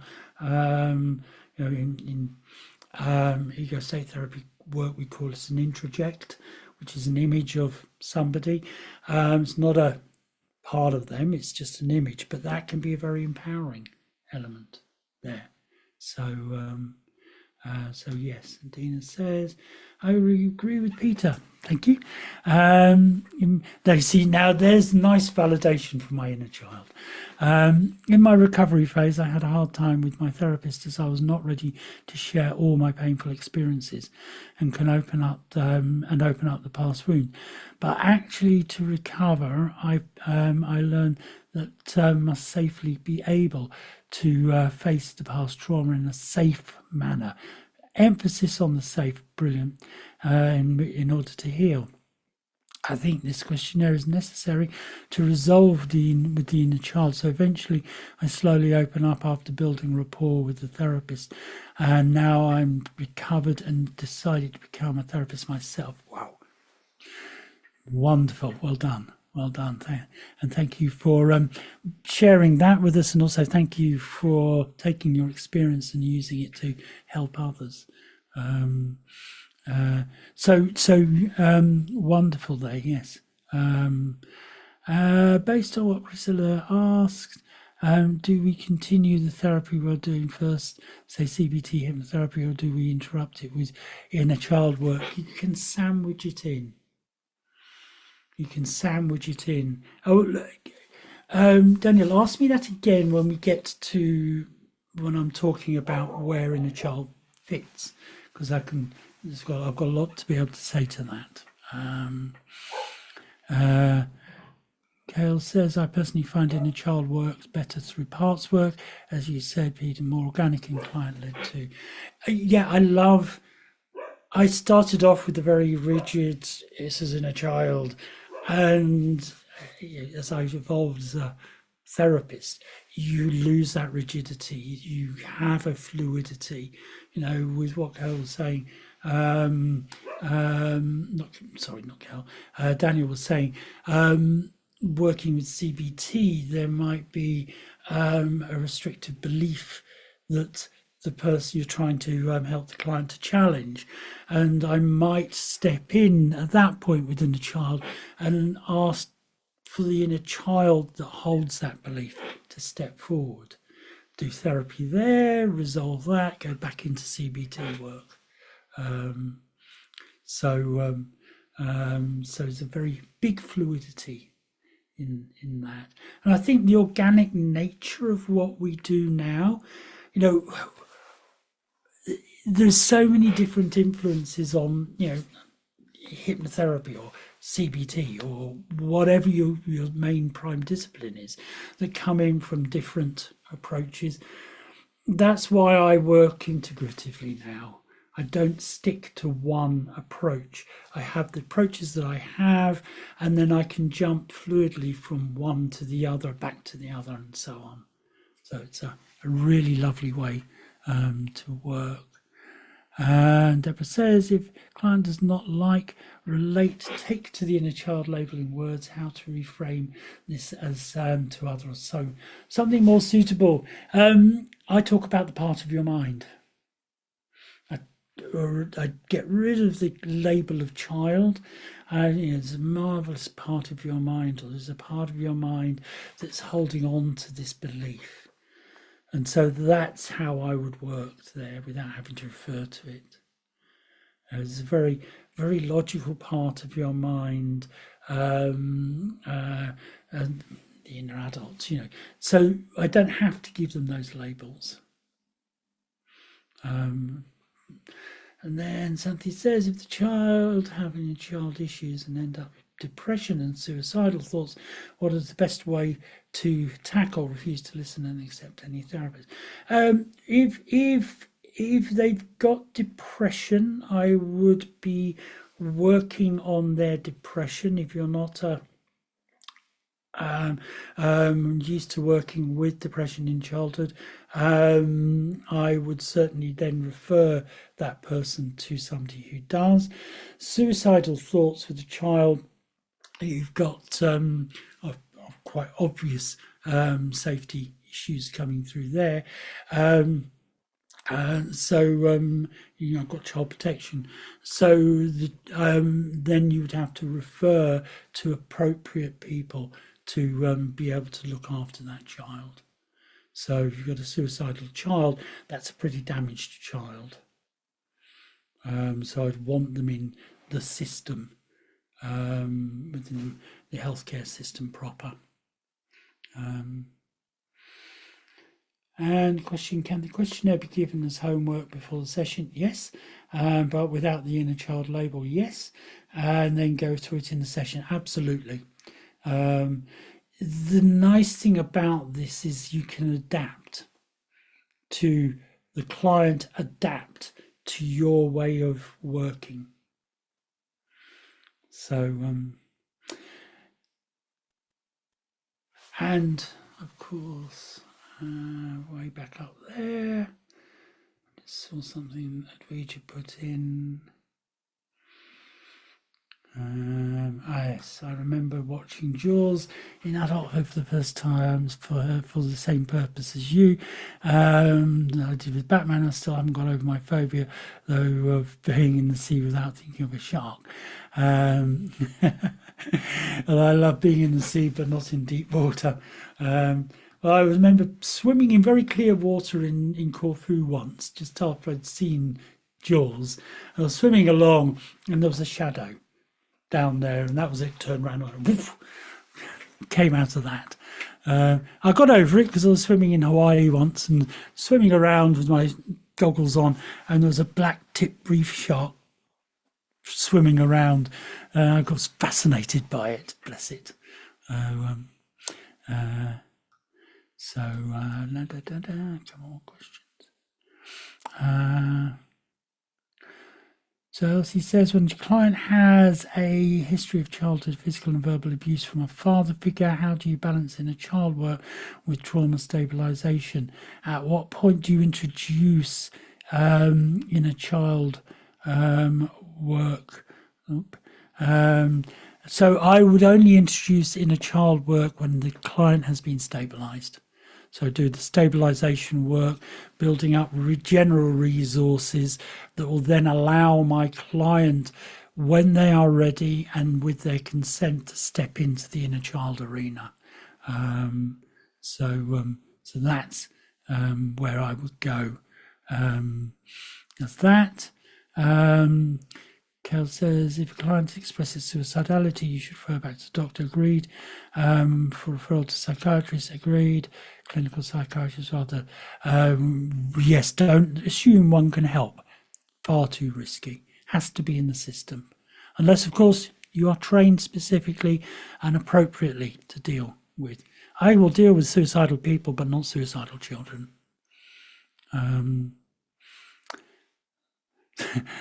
A lot of people there. Now you're stimulating your inner children, especially when they say a shark can attack in 3 feet of water. Barely begun the summer and already, two shark attack fatalities. Okay, now you're feeding your inner child's fear. But this is a good example there of inner child at work. So we should mention this issue, and then everyone else's inner child was starting to come out and having a little bit of a playful time there with regard to that. It's like when I work with people who have a fear of a rat, and certainly in big cities, you're never far away from a rat. Usually, 5 to 10 feet, or usually they say. So I like rats. I used to have pet rats, but that was part of my rebellious inner child, because I knew that anybody who would come in, I used to have them running around under my shirt. They used to just sit there as I watched television, and I used to get amazing amount of joy. Rebellious inner child, my free child coming out there. They'd be sitting there and somebody would come in and one of my rats would just poke her head out of my shirt and they'd scream and run away. So not like that anymore. Or am I? Priscilla. Hi, Peter. I just want to ask a question because we are a few of our classmates from specialists are here. So what I understood is that during the specialist course, we are not being trained to treat patients with trauma. No, absolutely. So if let's say a client actually come in and mention to us that so we pick up a few lines from the conversation with the customer, and then they mention a bit about childhood trauma. So are we allowed to use this inner child work to work with them, or what is no? Because well, first and foremost, get them to define what trauma is, because people use that word. I'm traumatized, and they spilt tea on their clothes. It's an overused word that may be an accurate representation or is just an overused word. And so I'd want to know what they meant by traumatized. Inner child work, you don't have to work just on trauma. There's so many other elements, as you're going to see, that you can work with them on anger management, on weight management, all sorts of elements that come in. So with trauma work, you do need to have trauma training, and certainly I'd say you need EMDR, ego states within that. What happened if the client came in and mentioned that, they have been feeling pretty suffocated with the presence of their parents because the parent has been very controlling since their childhood, and that gave, they felt that they are being controlled and they lost the freedom, and even up to now they don't like it. Is that considered a childhood trauma? It's an ongoing, I wouldn't call it a trauma, it's an ongoing experience. It's a That what, they've sorry? had, an ongoing experience. So I would be working with either the inner child that's feeling the suffocation and working with ways of empowering that inner child, or if it wasn't a childlike element, I'd work with the part of the mind that's feeling the suffocation and Okay, what they all can right. do. So I might get them to describe how they're suffocated. Okay, you've asked a question to which an entire masterclass could be built around. How would you work with suicidal adults? Which modality is best, do you think? When I'm working with suicidal adults, I work, depending where the origin comes from. I work hypnotically. I may work with EMDR with them. Depends on where their suicidal intent is coming from. So the one thing I am never scared to do with someone who is suicidal is talk to them about it. To literally ask them questions along the lines of, so have you made any plans for doing this? People get scared to ask that. It won't trigger them to complete suicide. It'll just allow them to be listened to. Because a suicidal intent is sometimes, and I'm saying it carefully here, sometimes the only way they can get listened to. Quite often it can be that they have a genuine intent to take their own life for whatever reason.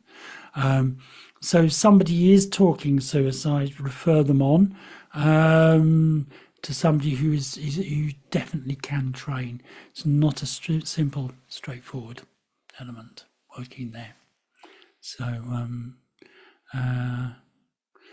yes, REBT absolutely could be used. So that's an element that we have in there. And Elsie, sorry, I've been meaning to get to you. I may have missed it earlier, but could you please explain or elaborate the question again? Who your family members held themselves outside the family circle, and why did they do this? So what we're looking at is, with that questionnaire, we want to try and find out, were any family members detached from the family? And if so, why was that? So you might have 3 siblings, you and one of your siblings are very, very closely attached within the family. Another sibling may be rebelling for one reason or another and have detached themselves from the family perception, that family, I don't want to say enmeshment, but the family system. They may have broken away from it. So we want to know if there are any members of the family like that, and that may also be your client. And if so, why was that family member or client detaching themselves in that particular way? Because that could give an indication of a dysfunctionality within the family system. So we need to look at what is going on there. It could also be a hint that there is some form of traumatic experience within the family that's ongoing.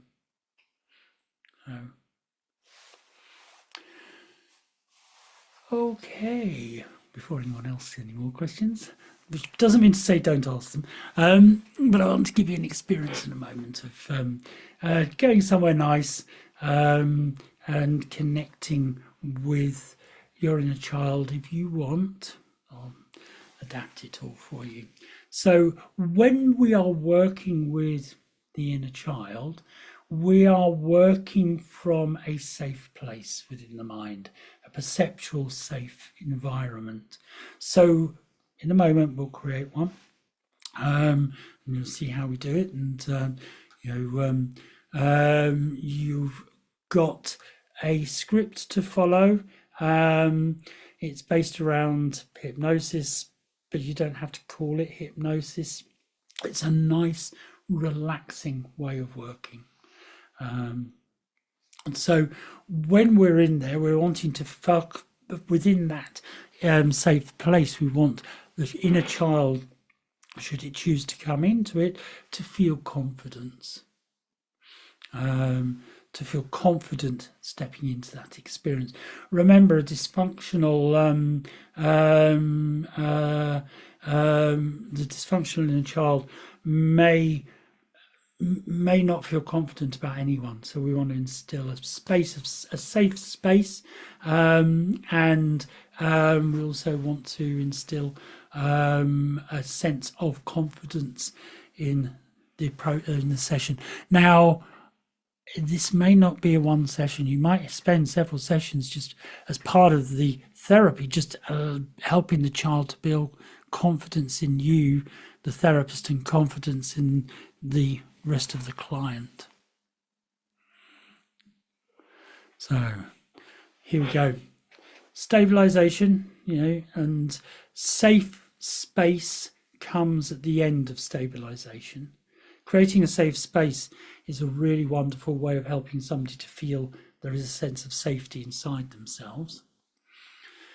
Then you have the change, which is where each of these are based on your own modality of therapy. You don't ignore your modality, but you integrate inner child work, usually here in the change space. And then the maintenance of change.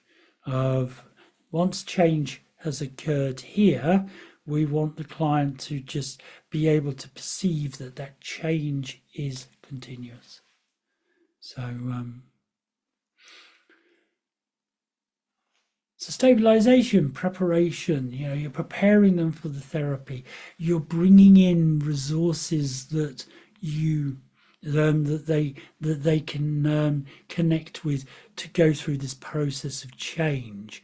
That might mean that you're dealing behaviorally, helping them to challenge conditioned responses, to challenge certain behaviors that they carry out automatically.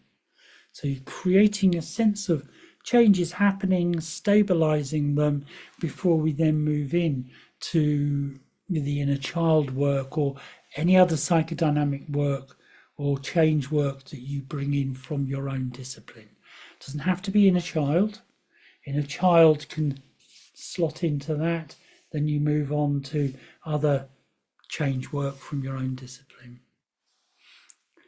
And then maintenance of change, however you want to call it, future projection, imagining yourself in the future, having overcome this issue and feeling good about yourself, but a year, 2 years down in the future. So they perceive a maintenance coming in. There might be further behavioral work that you need to do coming out of what was highlighted within the inner child change work here. But bear in mind, it's not necessarily a linear, fluid way through. So sometimes when you're carrying out change work, emotions and so on might come up that require going back to stabilization process in order to connect other available resources there. So just remember that. Kylie. Peter, I just want to let you know you don't have the slides up at the moment. You've still got them. Blimey, so sorry about that. That's all right. I just thought you sound like you didn't realize that. No, I didn't. Okay, let's go to the right one. Thank you very much. There. So now you can see what I'm referring to. So stabilization, change, and then maintenance of change. And as I say, sometimes during that stuff comes up that they can't handle, so you might need to go back to stabilization, further stabilize before you move into change. And also, likewise, as you move into the maintenance of change, you might find that that brings stuff up. Unresolved work might then pop up, and you need to go back into the change period. And it does happen that sometimes when you're in the maintenance bit, you have to go all the way back to the beginning, because defense mechanisms have, at the client's unconscious, the client themselves have let the defense mechanisms dissipate and other stuff comes up. And I've been in this phase when we thought everything had been sorted within this phase, had been dealt with.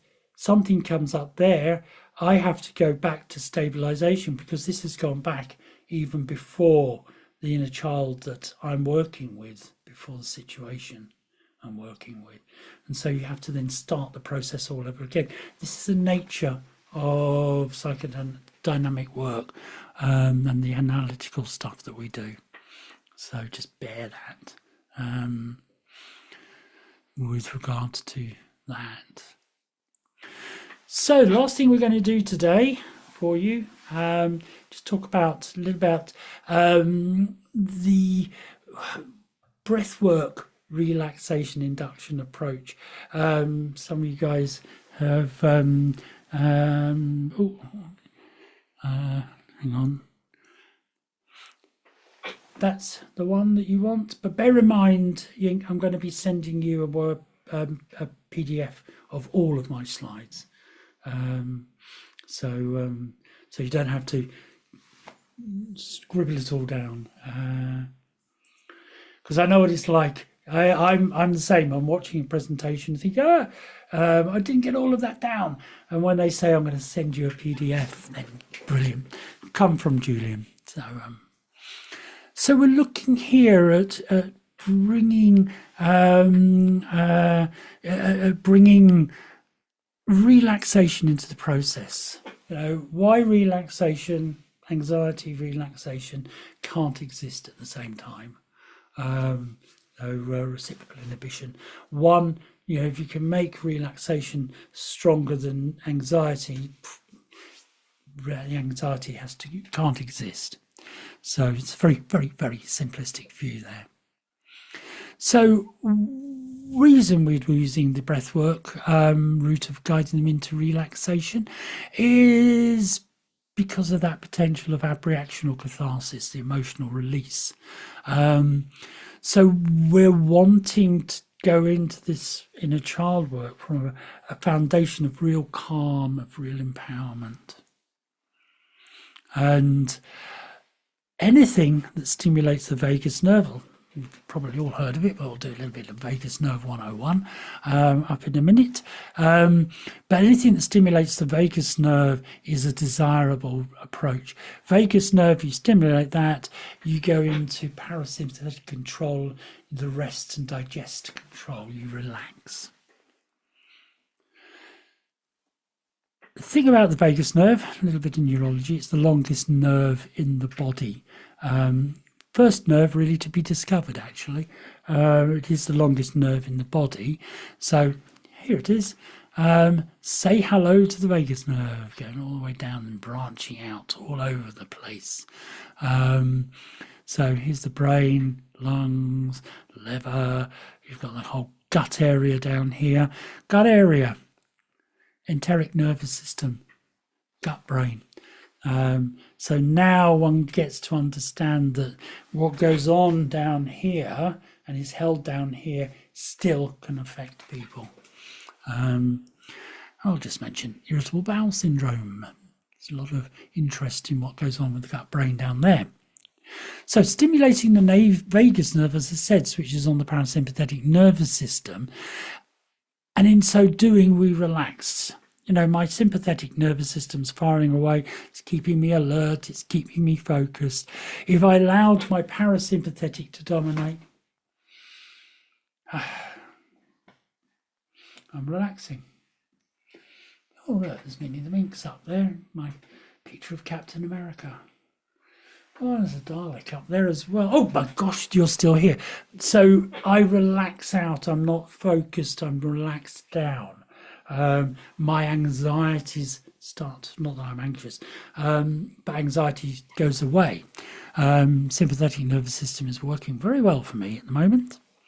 So we relax when we stimulate the very vagus nerve, because amongst many things,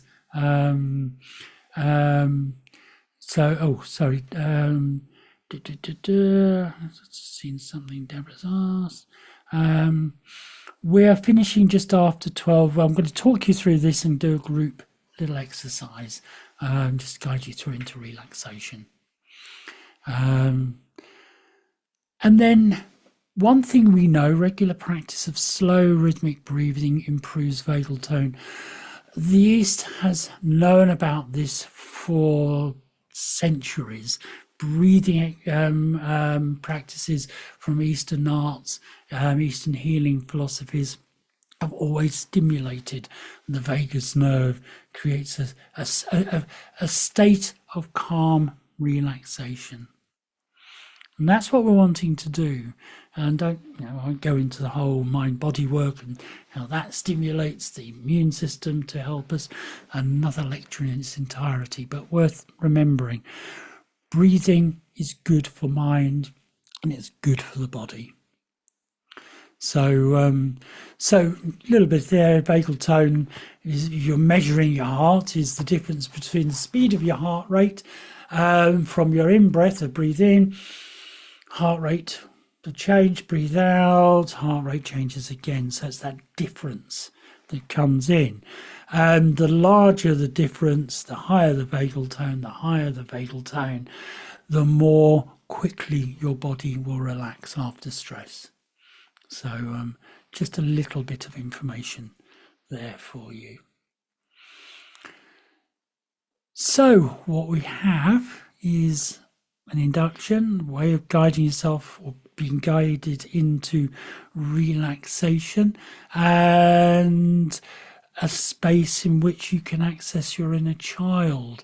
So we will not be looking at working with the inner child now. What I'm going to do, I'm going to stop the share. I'm going to have your wonderful faces up in front of me, because what I want to do is Roland. Yes, just suddenly see you there. Hi. I just want to guide you through what we would call a breathwork induction. So we'll look at what I do tomorrow. Just going to get you to have this nice experience here. But basically, in your notes, it's from page 14 onwards. So I'm going to take you through this breathing induction, then into a safe space, which is always a lovely thing to have, where we will encourage you to access your inner child. And again, you don't have to do all of this. Just do what you need to do, what you want to do. Might be